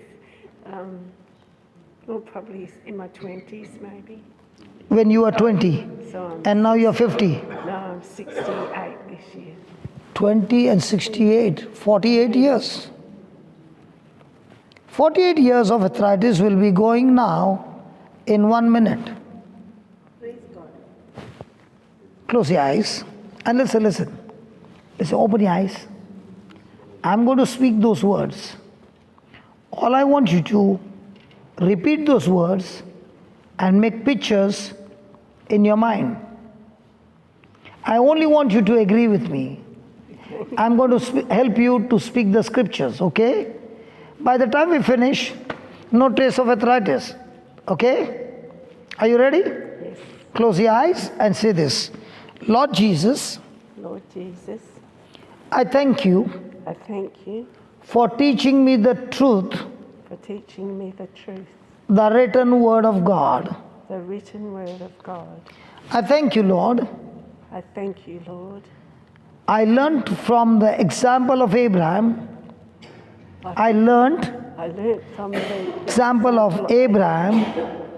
He believed first He believed first the promise of God, the promise of God, not revealed to him, not revealed to him given to him through physical senses, through physical senses, but he believed but he believed by his spiritual senses. by his spiritual senses. That is by faith. That is my faith. In the same way, Lord, In the same In the same way, Lord, In the same way, Lord, the Bible says, the Bible says, on the cross, on the cross, all your bones all your bones were out of joint were out of joint for my sake. for my sake. Believing in the scripture, Believing in the scripture, I am now talking to all my bones. I am now talking to all my bones. Bones, Bones, in the name of in Jesus, the name of Jesus, be aligned now. be aligned now. Go back to your rightful position. Go back Go back to your rightful position right now. right now. In the name of In Jesus. the name of Jesus. I thank you, Lord, I thank you, Lord, as the bones have gone back. as the bones have gone back. I'm speaking to the cartilages, I'm speaking to the cartilages, tendons, tendons, ligaments, ligaments, be recreated be recreated by faith, by faith, just as just as Sarah received Sarah received the power the power to conceive. to conceive. In the same way, In the same way, I receive the power, I received the power, new cartilages, new cartilages, ligaments, ligaments, tendons, tendons, recreated, recreated, made new made new right now right now. in the name of In Jesus. the name of Jesus. I thank you, Lord. I thank you, Lord. By your wounds, By your wounds, I'm completely healed, I'm completely healed, and all infirmity and all infirmity has been uprooted, has been uprooted, uprooted, and cast into the sea. and cast into the sea. I declare I declare I am free I am free of arthritis, of arthritis, of every pain of every pain in my body, in my body, and I'm set free. and I'm set free. In Jesus' name. In Jesus' name. Thank you, Lord. Thank you, Lord. Amen. Amen. Now, begin to move your fingers. Come on, lift them up. Yeah, do you have any pain now? No, not so. Not at all. Move your elbows. Any pain now? Not at all. Move your arms. No pain at all. Turn your back. No pain at all. Lift your legs. No pain at all. Congratulations. Thank you. Thank you, Jesus. Praise God. Thank you, Amen. Jesus.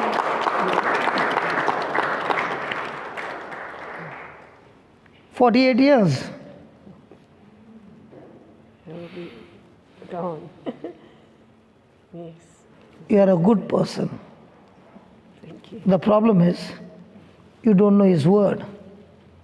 And the word of God says, my people are destroyed because they have got lack of knowledge, or they have got a knowledge that does not align with the word. That's probably it. The knowledge not aligned with the word. Do you know all those people saw that miracle and none of them clapped? You know why? Because they're saying, is that how the miracle takes place? Yeah, that's how it takes place.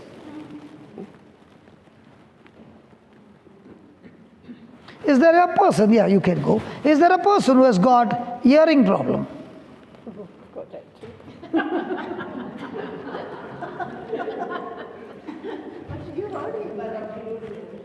Is there a person who has got a hearing problem, please? God, give me one, please, please. I said, is there a person who has got a hearing problem?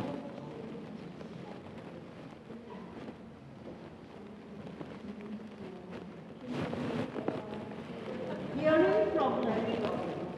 Anyone's got a hearing problem? Come. That's why you have to ask her again, what did I say? What do you say? By faith. Okay.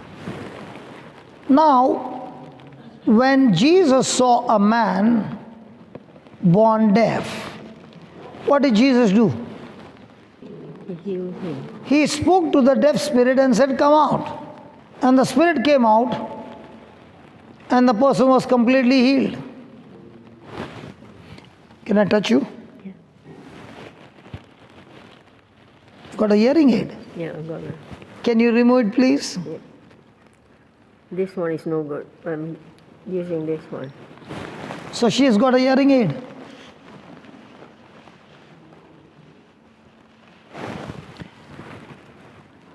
I want you to listen to what I'm saying. Father, I thank you. The Bible declares, by your wounds we have been healed. Father, I thank you that the word of God is preached according to your word. And you said the Holy Spirit who is working with you shall confirm the word with accompanying signs and wonders. I thank you, Father, that this is the time for confirmation by the Holy Spirit. And I speak to this deaf spirit. I'm talking to you, deaf spirit. In the name of Jesus, come out of her. I thank you, Lord. Thank you, Lord. The deaf spirit is gone. And now I speak, Lord, you are the God who gives life to the dead.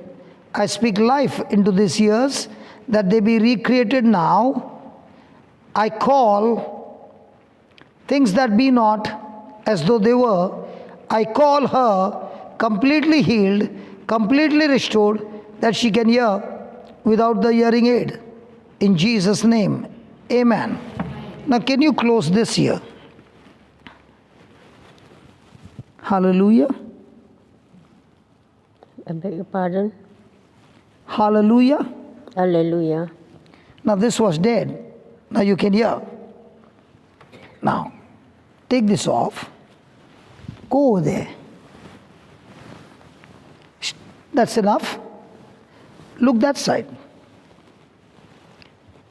What is your name? My name is Agatha. Can you go forward? Move forward. Yeah. Keep moving. Keep moving. That's enough. Don't look at me, you will read my lips. Look the other side. Are you married? I am married. What is your husband's name? His name is John. Do you have children? Pardon? Do you have children? I have 3 sons. What are their names? Desmond, Raymond, and Richmond.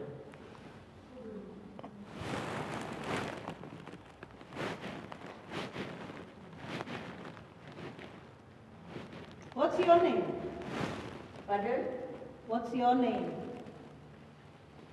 What is your name? My name is Agatha. Can you come back, please? Do you have a hearing aid in your ears or it's in your hand? Where's your hearing aid? In my pocket. Oh my God! Can you show me the hearing aid? Can you show me? So you answered me without this. That's right. And how many years you have been wearing this? About 10 years.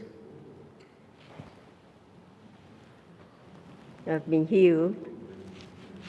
That's why you heard me. You can sit down. Thank you.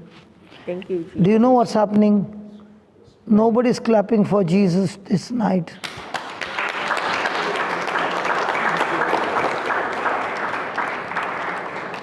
Now, in both these healings, did I ask God to heal them?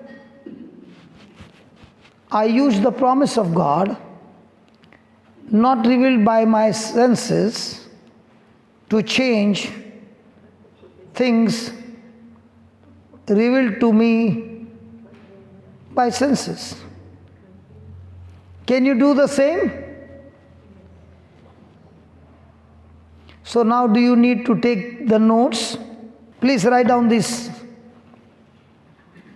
This is what will turn your every situation into victory. Write down. Abraham. What is she saying to you? What happened? What happened? Maria, can you please help me? What is this lady saying?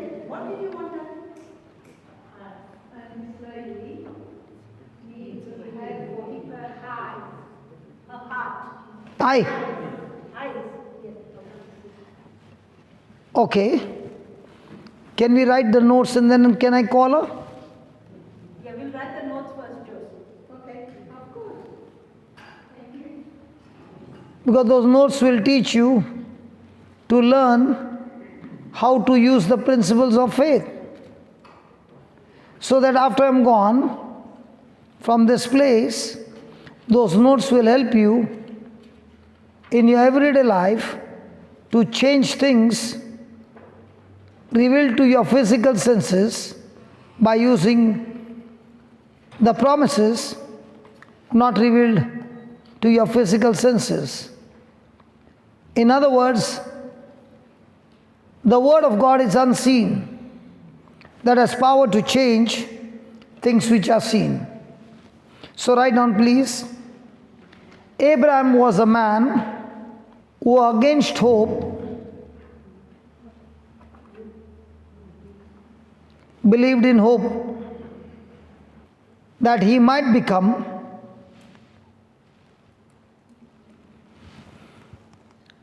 the father of many nations.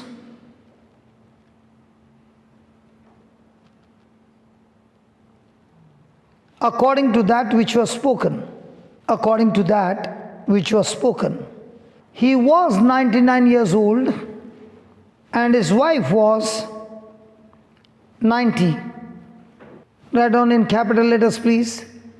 But he was not in weak. But he was not weak in faith. He was not weak in faith. Because he would not consider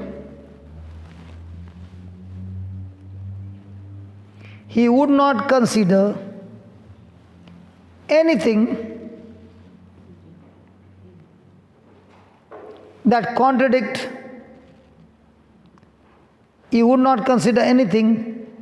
contradicted what God had spoken. Just pause for a moment and ask a question. When there are certain things in your life that are coming against you, which one do you consider? Which one do you focus? Which one do you magnify? Which one do you believe? Those things that are revealed to your physical senses, or those promises that God has given you that are not revealed to your physical senses? And that's why the Bible says Abraham did not weaken in faith, because he did not consider his own body, neither the body of Sarah, but he considered the promises of God that made his faith even stronger than before. My friend, wherever you are seated, talk to God and ask Him, God, I say I am a spiritual man or a woman, but please God, I failed miserably because all the time I consider all those things revealed to me by my senses, and I fail to consider what your promise says. Because the moment you consider what the promise says, you are so confident that all you do is open your mouth, use your faith, and the physical thing has to leave. And that's a Christian life. A Christian does not follow signs and wonders. A Christian follows the promises of God, believes in those promises of God, not revealed to his senses, and then signs and wonders follow them.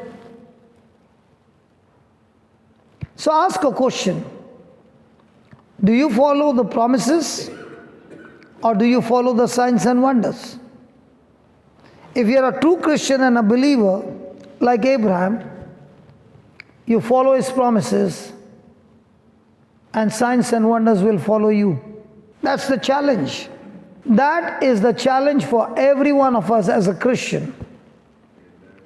Surely situations will come against you. Persecution will come against you.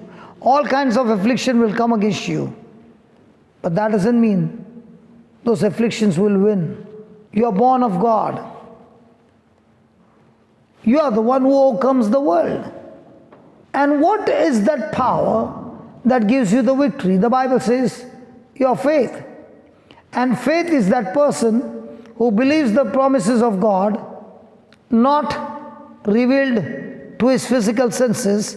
That means he believes the unseen to destroy things that are seen coming against him. I thank God. Anne is a nurse. She knows what is arthritis. She has got knowledge that arthritis cannot be cured. It can only be arrested because that portion of the body has been already eaten up by that sickness. And yet she believes that Jesus truly, by your wounds, I am completely healed. Your bones were out of joint for my sake, so that every joint in my bone is healed. Write down. Let us notice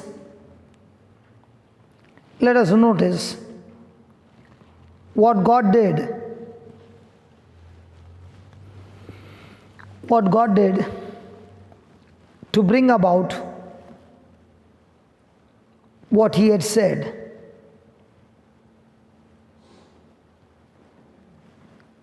God said to Abraham, neither shall your name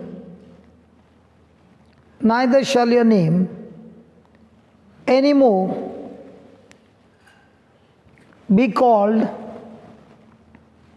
Abram, but thy name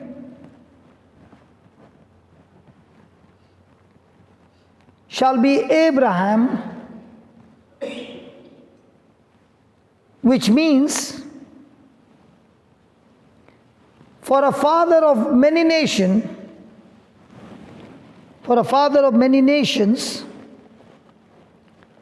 have I made you. And God said unto Abraham, as for Sarai, your wife, you shall not call her by name Sarai. You shall not call her name Sarai, but Sarah shall be a name which means mother of many nations.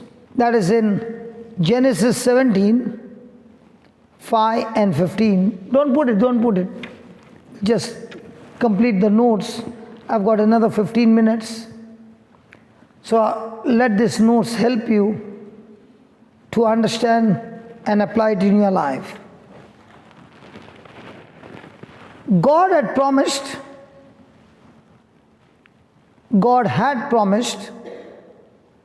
Abraham something that was absolutely impossible. God had promised Abraham something that was absolutely impossible in the natural, because Abraham was too old and Sarah was too old. And God does not violate His laws. He doesn't break His laws. He keeps His word. He is faithful. So God changed their names.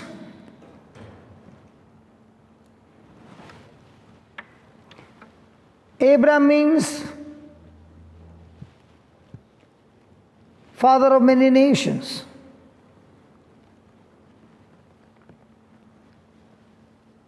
Sarah means mother of many nations. Every time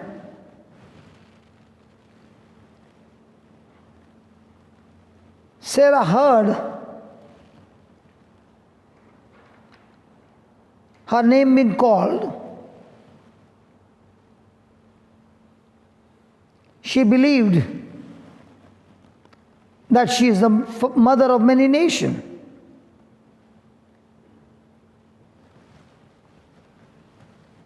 In the same way, when Abraham heard his name being called, he believed he is the father of many nations. Romans 10:17 says, faith cometh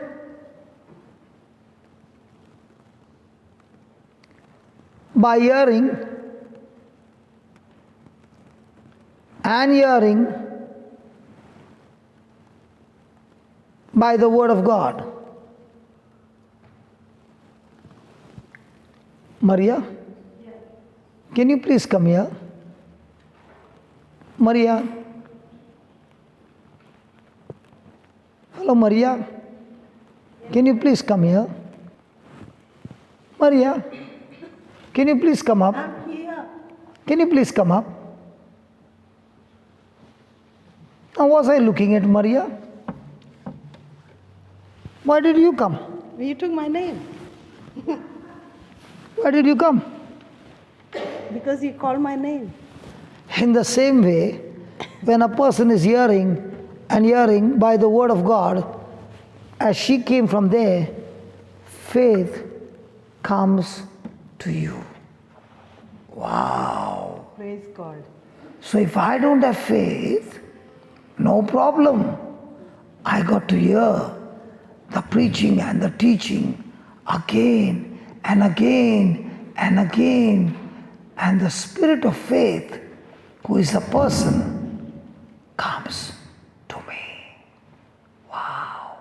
So when you're hearing the teaching and the preaching of the word, who's coming? Faith. And you're hearing the news channel, and you're hearing the media, and you're hearing all the bad report. Who's coming? Fear. What happens to a person who sits in the church, listens to the word, goes out and puts the TV channel, TV, have you heard the word TV? Telling you the vision of the world. And you open the Bible, and the Bible speaks about God telling you the vision of your life on earth, heavenly, victorious, warrior, champion, conqueror. Which TV are you looking at? Whose knowledge are you receiving every day? The Bible says Abraham did not consider his own body. Neither did he consider the body of Sarah. Neither did she consider any physical evidence that can weaken his faith, but he considered the promise of God. Given 24 hours, what do you consider day and night? You know, when those healings took place, you are looking at those healings and you would have said, might be he and Anne are close friends. And I'm going to call Anne and I'm going to say anybody with arthritis, Anne is going to lift her hand and she's going to come up, and it was all match fixing. Believe me, I've never seen Anne in my life. I've not seen this lady in my life. But doesn't it look like it was a match fixing? If I had to call Maria and the same healing would have taken place, you could have said, Maria and he, they know each other. Thank God. Are you from this play group? And? From this church? No, she's not. You're not from this church. But surely she did not come with me. I've never seen her. So what did I use? Physical evidence? Or the Word of God evidence? Come on, which evidence do you use in your everyday life? Because surely when you study the Bible, the devil comes and questions you. And you should be so sure, Lord, because it is written. I showed her the scripture where it is written that can kill arthritis. I see every day. Last evening, we saw 7 of them being healed of arthritis. We saw a lady who had very bad eyesight getting healed instantly, and she could not believe it. She said, "This is real." I said, "I know it is real. Only if I have to learn to use those things not revealed to my senses." Write down, how do you do that? Write down, how do you do that? Write down. God changed the scene. God changed the scene and shaped the unseen for Abram and Sarah by using their own voices. What a powerful truth. God changed the scene, that is childlessness, or might be God is willing to change the scene, might be cancer, might be diabetes, might be marriage problem, might be children problem. Whatever is seen in your life, is willing to change those things if you are willing to give your voice to that promise, believe that promise, because that unseen is going to shape new image that is going to destroy things that you see. In other words, the things that you desire through the promise has power to kill and destroy things that you don't desire. But the question is, when things that you don't desire come into your life, are you tempted and tested and pressurized by the devil to open your mouth and speak about your problems, or speak to the problem, the promises of God? Write down 2 more lines and then we can have the healing session. God's way of changing the scene,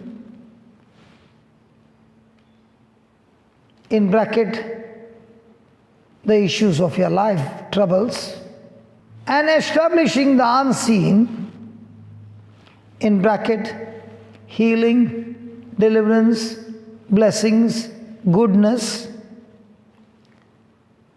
He does it with words. Words produce images.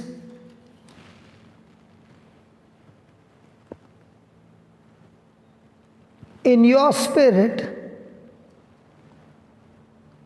and in your mind.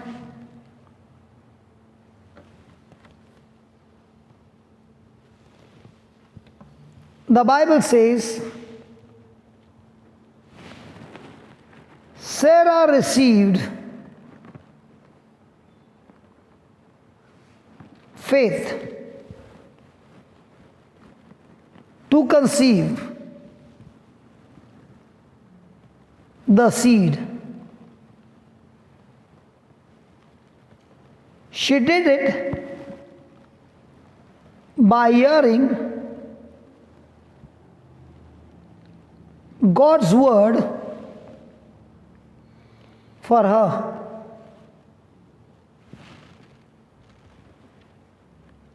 When anyone said Abraham or Sarah, they were saying, "Thus said the Lord. God said,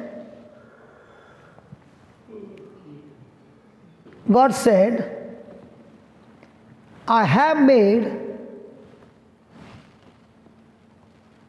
thee, past tense,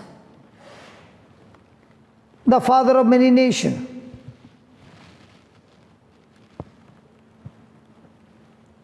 The word said,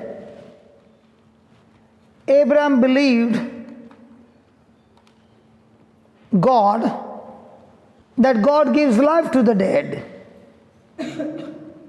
that God gives life to the dead,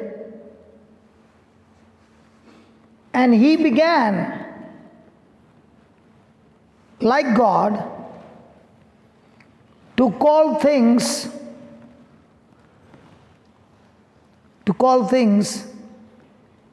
that were not there as though they were.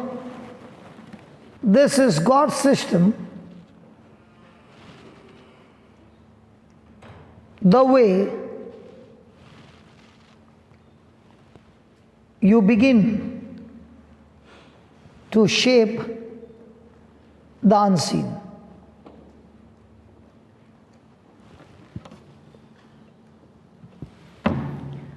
Praise God. Let me give a testimony before I finish.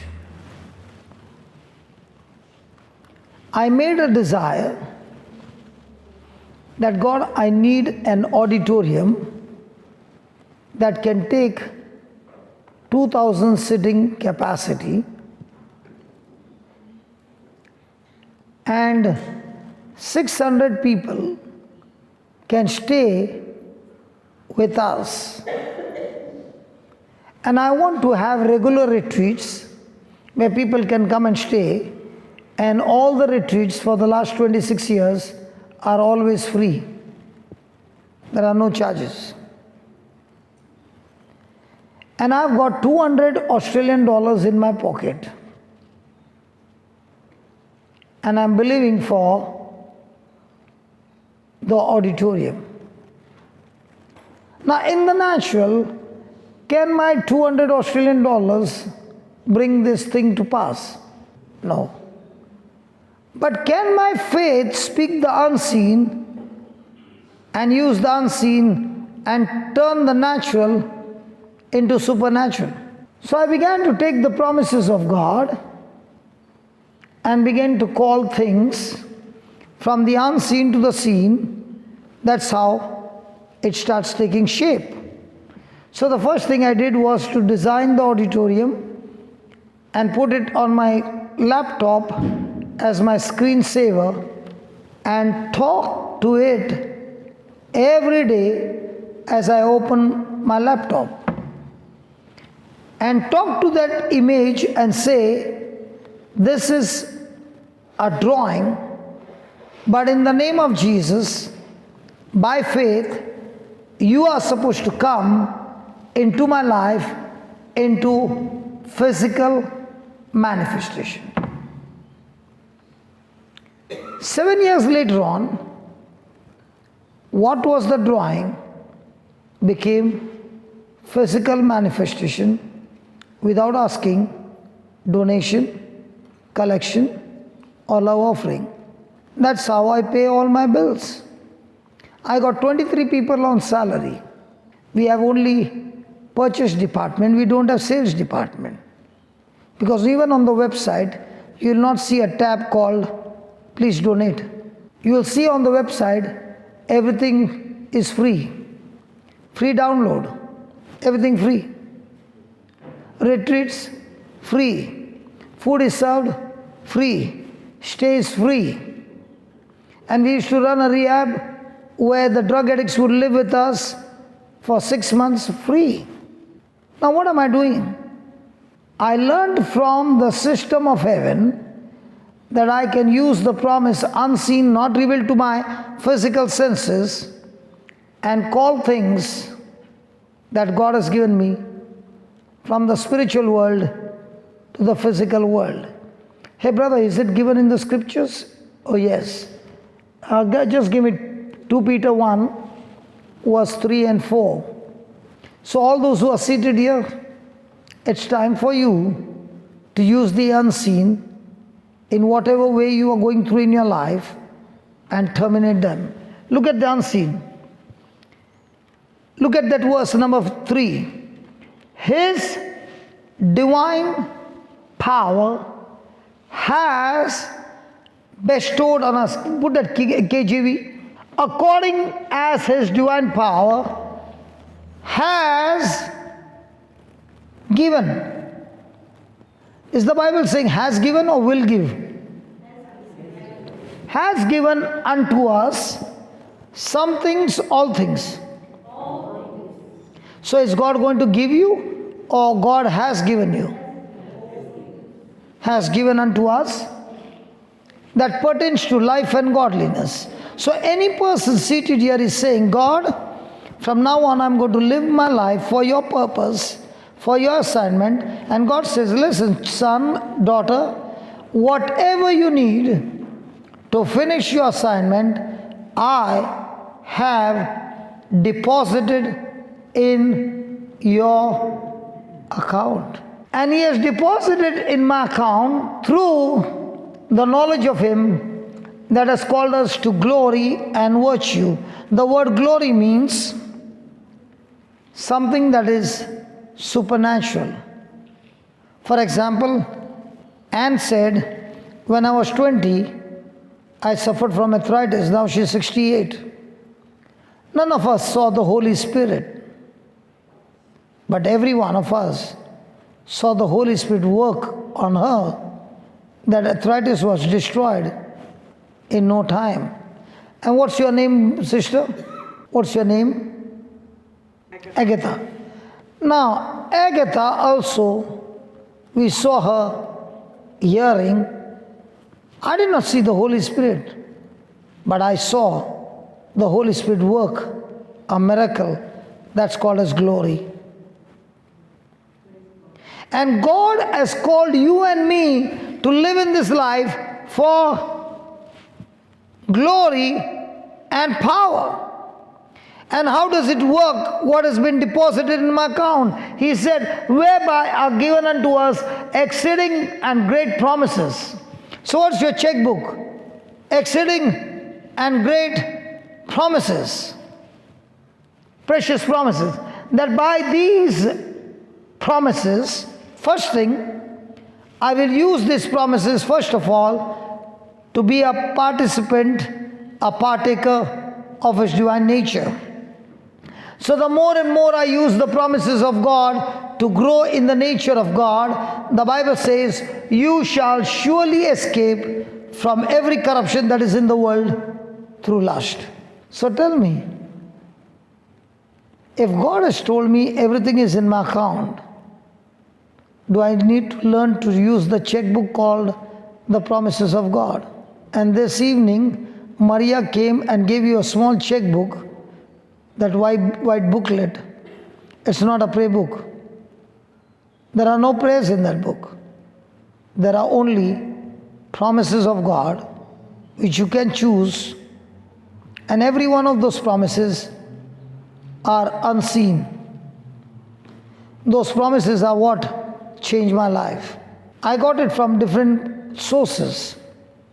And when I got it and I used it, it changed my life. And that's why I said, God, I'll compile it into a book and distribute hundreds and thousands of books across the globe. And now we have come up with a new application called JCILM on the Play Store or the App Store. You have the books, you have e-books, you have got CDs, you have got praise and worship, you have got YouTube, you got everything, the whole package on your mobile. And this is all about God teaching you to learn to use the unseen to destroy those things that are revealed to your senses. So, Sister Colin, are we ready? You can be seated, no problem, okay? But please, close your eyes and listen to the lyrics, because those lyrics that they are singing are all about things not seen. And all that you need to do is believe those things not seen at this very moment, destroying the things that you're going through, which are revealed to your physical senses. Please close your eyes and pay attention to what they are singing.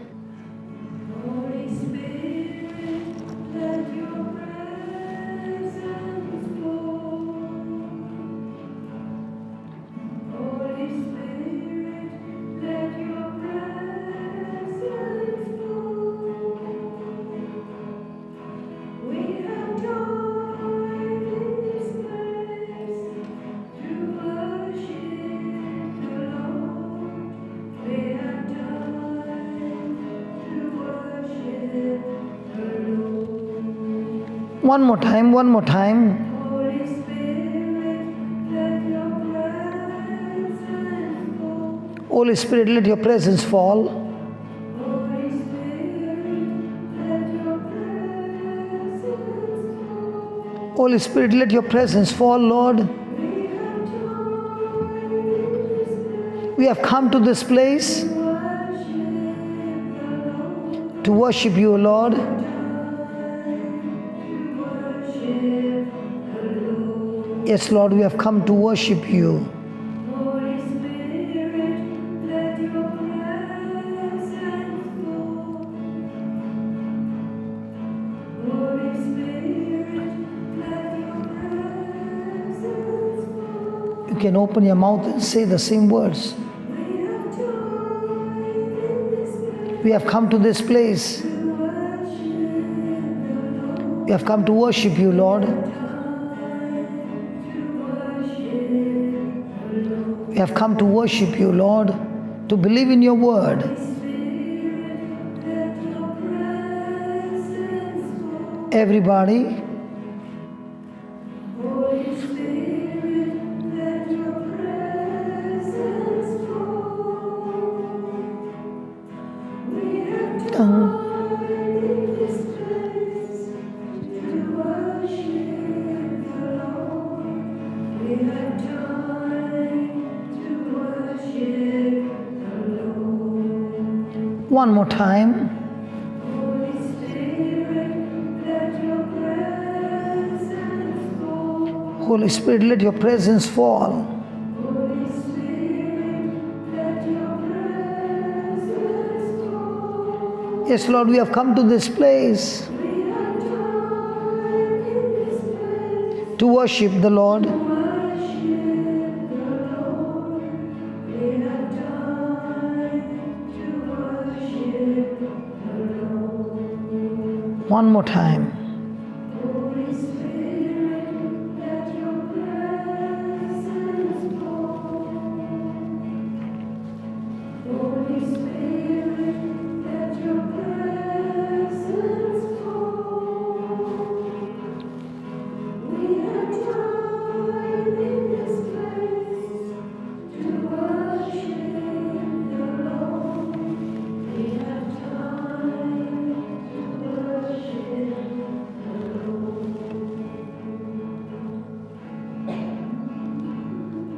I thank you, Father, for teaching us your word. Your word that is unseen, not revealed to our physical senses, Lord. When you called Abraham by that name, he did not see himself the father of many nations with his physical eyes. But he believed that he is and he was the father of many nations according to the promise given to him. And this is true worship, Lord, when we agree to your word. O Spirit of God, you are the one who gives us the revelation, the understanding. And I pray, Holy Spirit, as you move in this place, touching hearts, helping people to change their thinking, renew their mind. Thank you, Lord.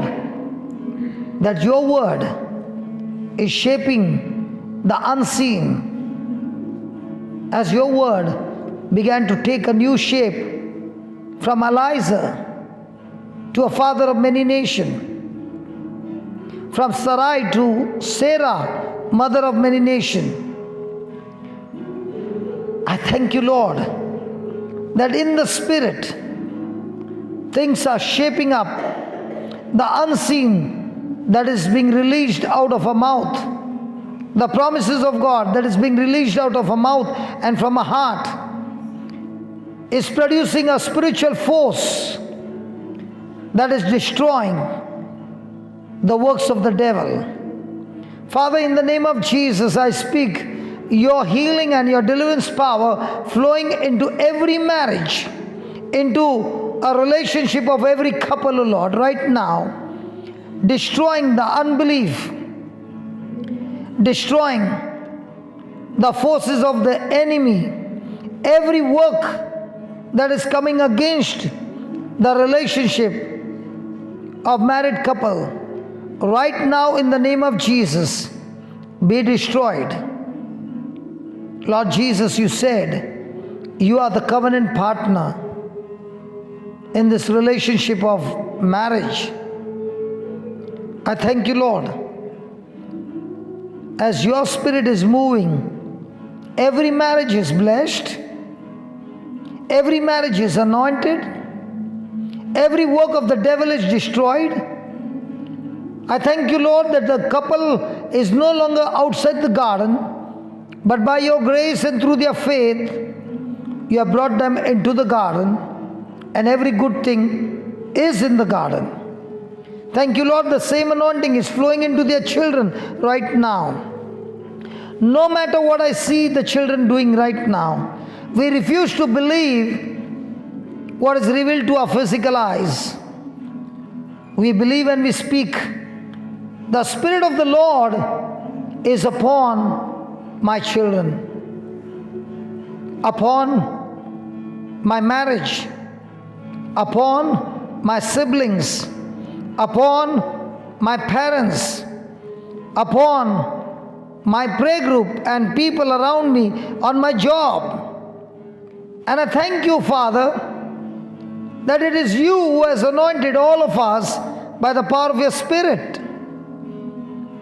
And you have anointed us to go and preach the good news everywhere we go. Lord, you have anointed us to speak release from every captivity. Lord Jesus, I thank you that you have given us the power to declare sight to the blind. You have anointed all of us, the whole family, the whole household,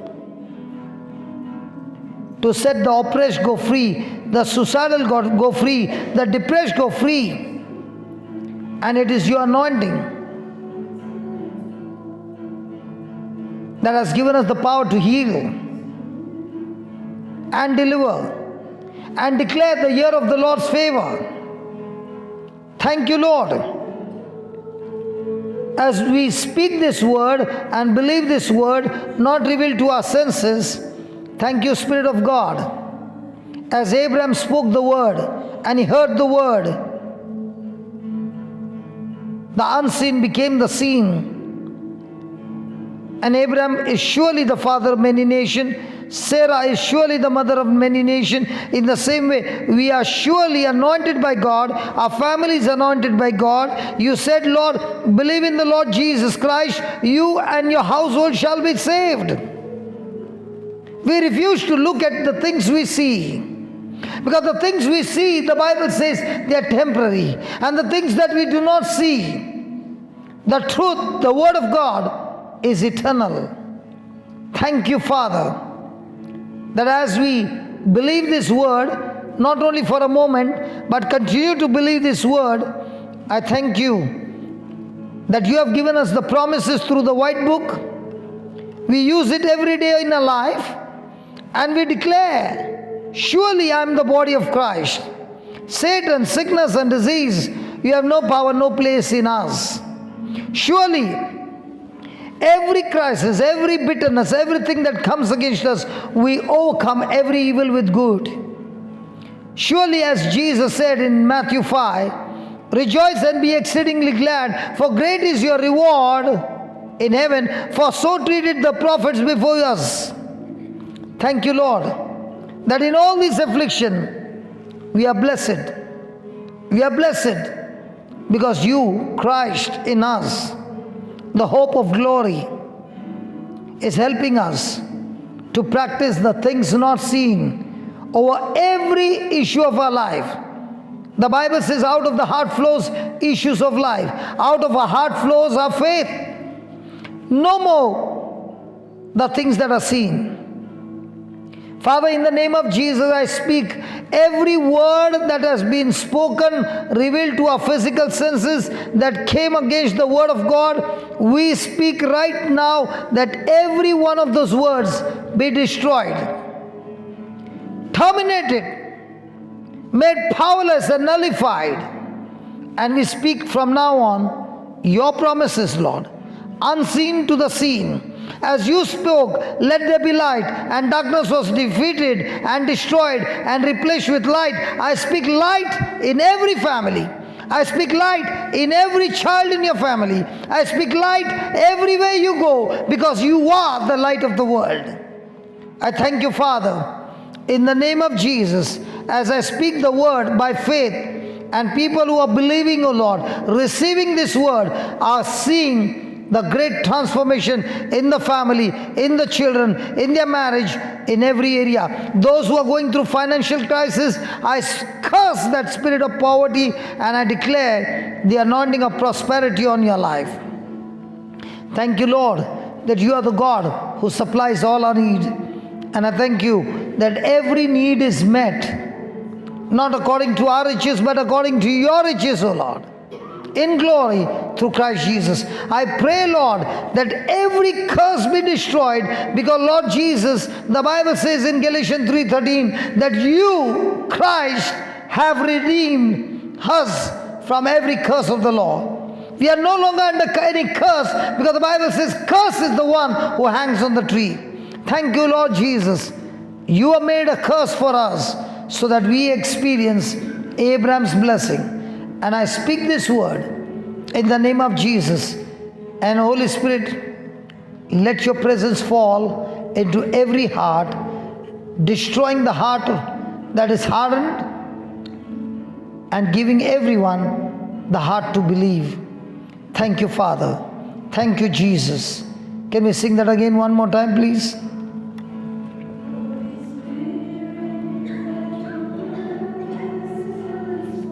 Thank you, Holy Spirit.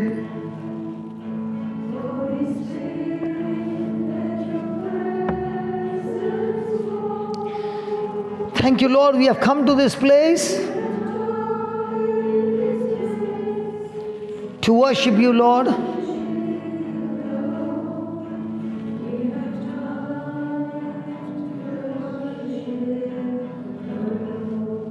Thank you, Holy Spirit. Let your presence fall.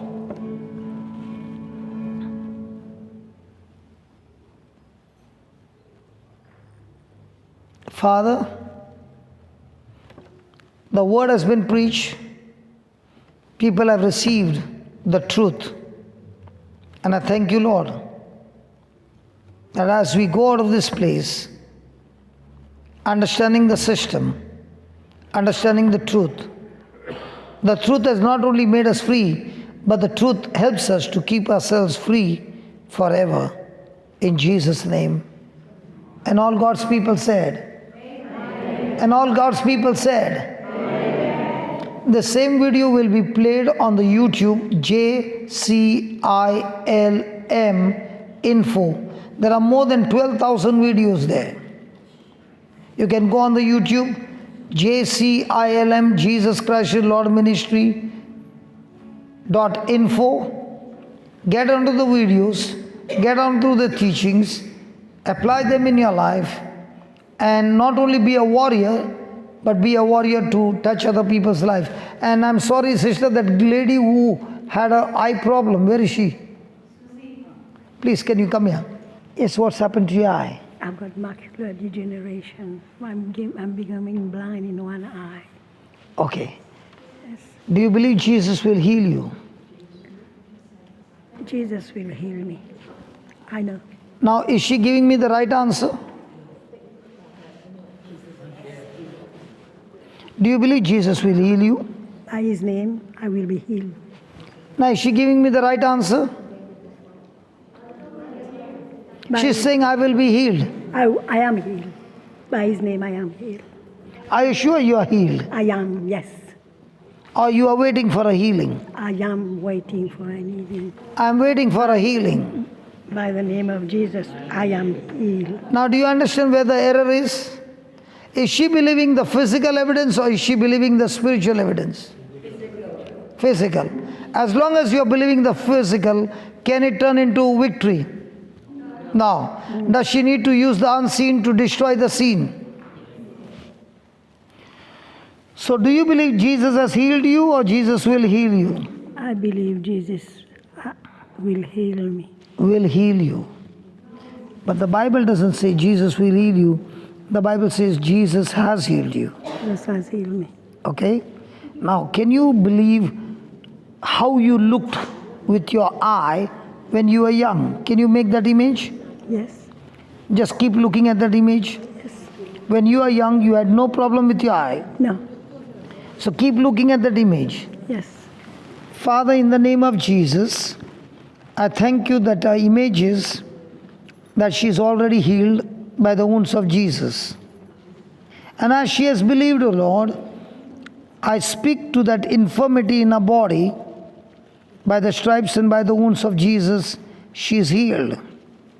According to Mark 11:23, I speak to this mountain, the spirit of blindness. The Spirit of the Lord is upon me. My God himself has anointed me. He has sent me to preach the gospel to the poor. He has sent me to declare release to the captive, to declare sight to the blind. Lord, you have anointed to declare sight to the blind, and I speak sight in the name of Jesus. I speak to that infirmity. Be uprooted from the root and go and be planted into the sea. I do not doubt in my heart, but I believe that what I said has come to pass. Lord Jesus, you said, I shall have whatever I believe, whatever I say. I declare this infirmity has been destroyed and she is able to see clearly in the name of Jesus. Amen. Now can you look around and see? Yeah, I can see. Yeah, you can see. I know that you can see. Blurry, there I can see. First it was blurry, now you can see. Yes. Yes. I Yes. can see you. Yes. You can see me now clearly. Yes. Good. Congratulations. Thank you. How many years you had this problem? 10 years now. 10 years. Now every day you will take the rosary bead and say Luke 4:18 and 19. 1890. Luke 4:18 and 19. It says, the Spirit of the Lord is upon you. God himself has anointed you to preach the gospel to the poor. He has anointed you to speak release to the captives and declare sight to the blind. Yes. So when you keep on saying those scriptures over and over again, that sickness has been terminated. It doesn't come back again. So will you do this homework? I will. See, it is a good thing to get healed. Give me the number again. Luke 4, there are some of your friends who has already noted it. Some of your friends have already noted. Are you from this parish? Yes. Yes. So some of your friends have already noted it. Luke 4:18 and 19. 18 and 19. Look for 18. Now are you happy?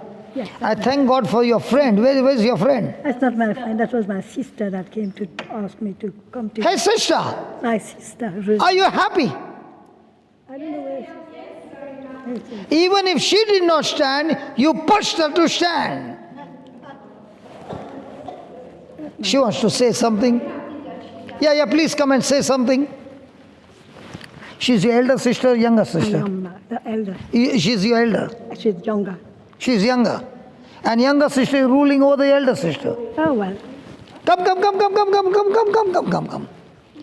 What made you come and talk to her? Get up. Because she's shy. Sorry? She's shy. I'm shy, she said. My accent is horrible, isn't it? She's shy. Yes. And she could have missed a miracle. Yes. That's why I said I wouldn't let her just push her. Thank you. Can I get a hug? I'm good. She's sweet. Thank you. Thank you. Thank you, sir. You did not give me a kiss.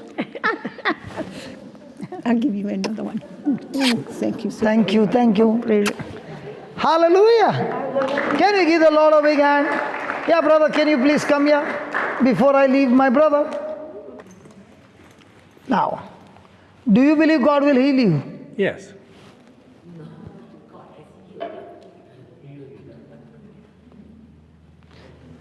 Wife, you are too far to prom this time.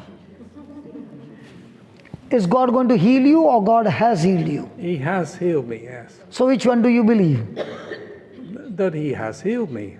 So now, do you believe God will heal you? He has healed me, yes. Yes. I'm very Close your eyes. Fortunate, yes. Father, in the name of Jesus, I thank you. My brother has changed from seen to the unseen, and he believes the unseen, Lord, that by your stripes and by your wounds he is already healed. And thank you, Lord, just as Abraham used the unseen, Sarah used the unseen by faith and received the power to regenerate and recreate herself so that she would conceive a seed. In the same way, my brother, by faith, has received the power that has terminated that sickness. Even though modern science has no cure, your word has cure, because your word has a creative force and has recreated all his organs. I speak life to the dead. I call this healing from the invisible to the visible in his life, that when I meet him again, or when he goes back to the doctor gives him a new report and says there is no trace of cancer anymore. I thank you and I praise you, Lord, that as he believes, Romans 4:17 to 21, every day meditating on that word, that this word that has terminated cancer will never again come back in his body, in the name of Jesus. Thank you, Father, for answering our prayer. In Jesus' name, amen. Amen. Can I get a hug, brother? Yeah. Praise God. Can we give the Lord a big hand? Come on. Hallelujah.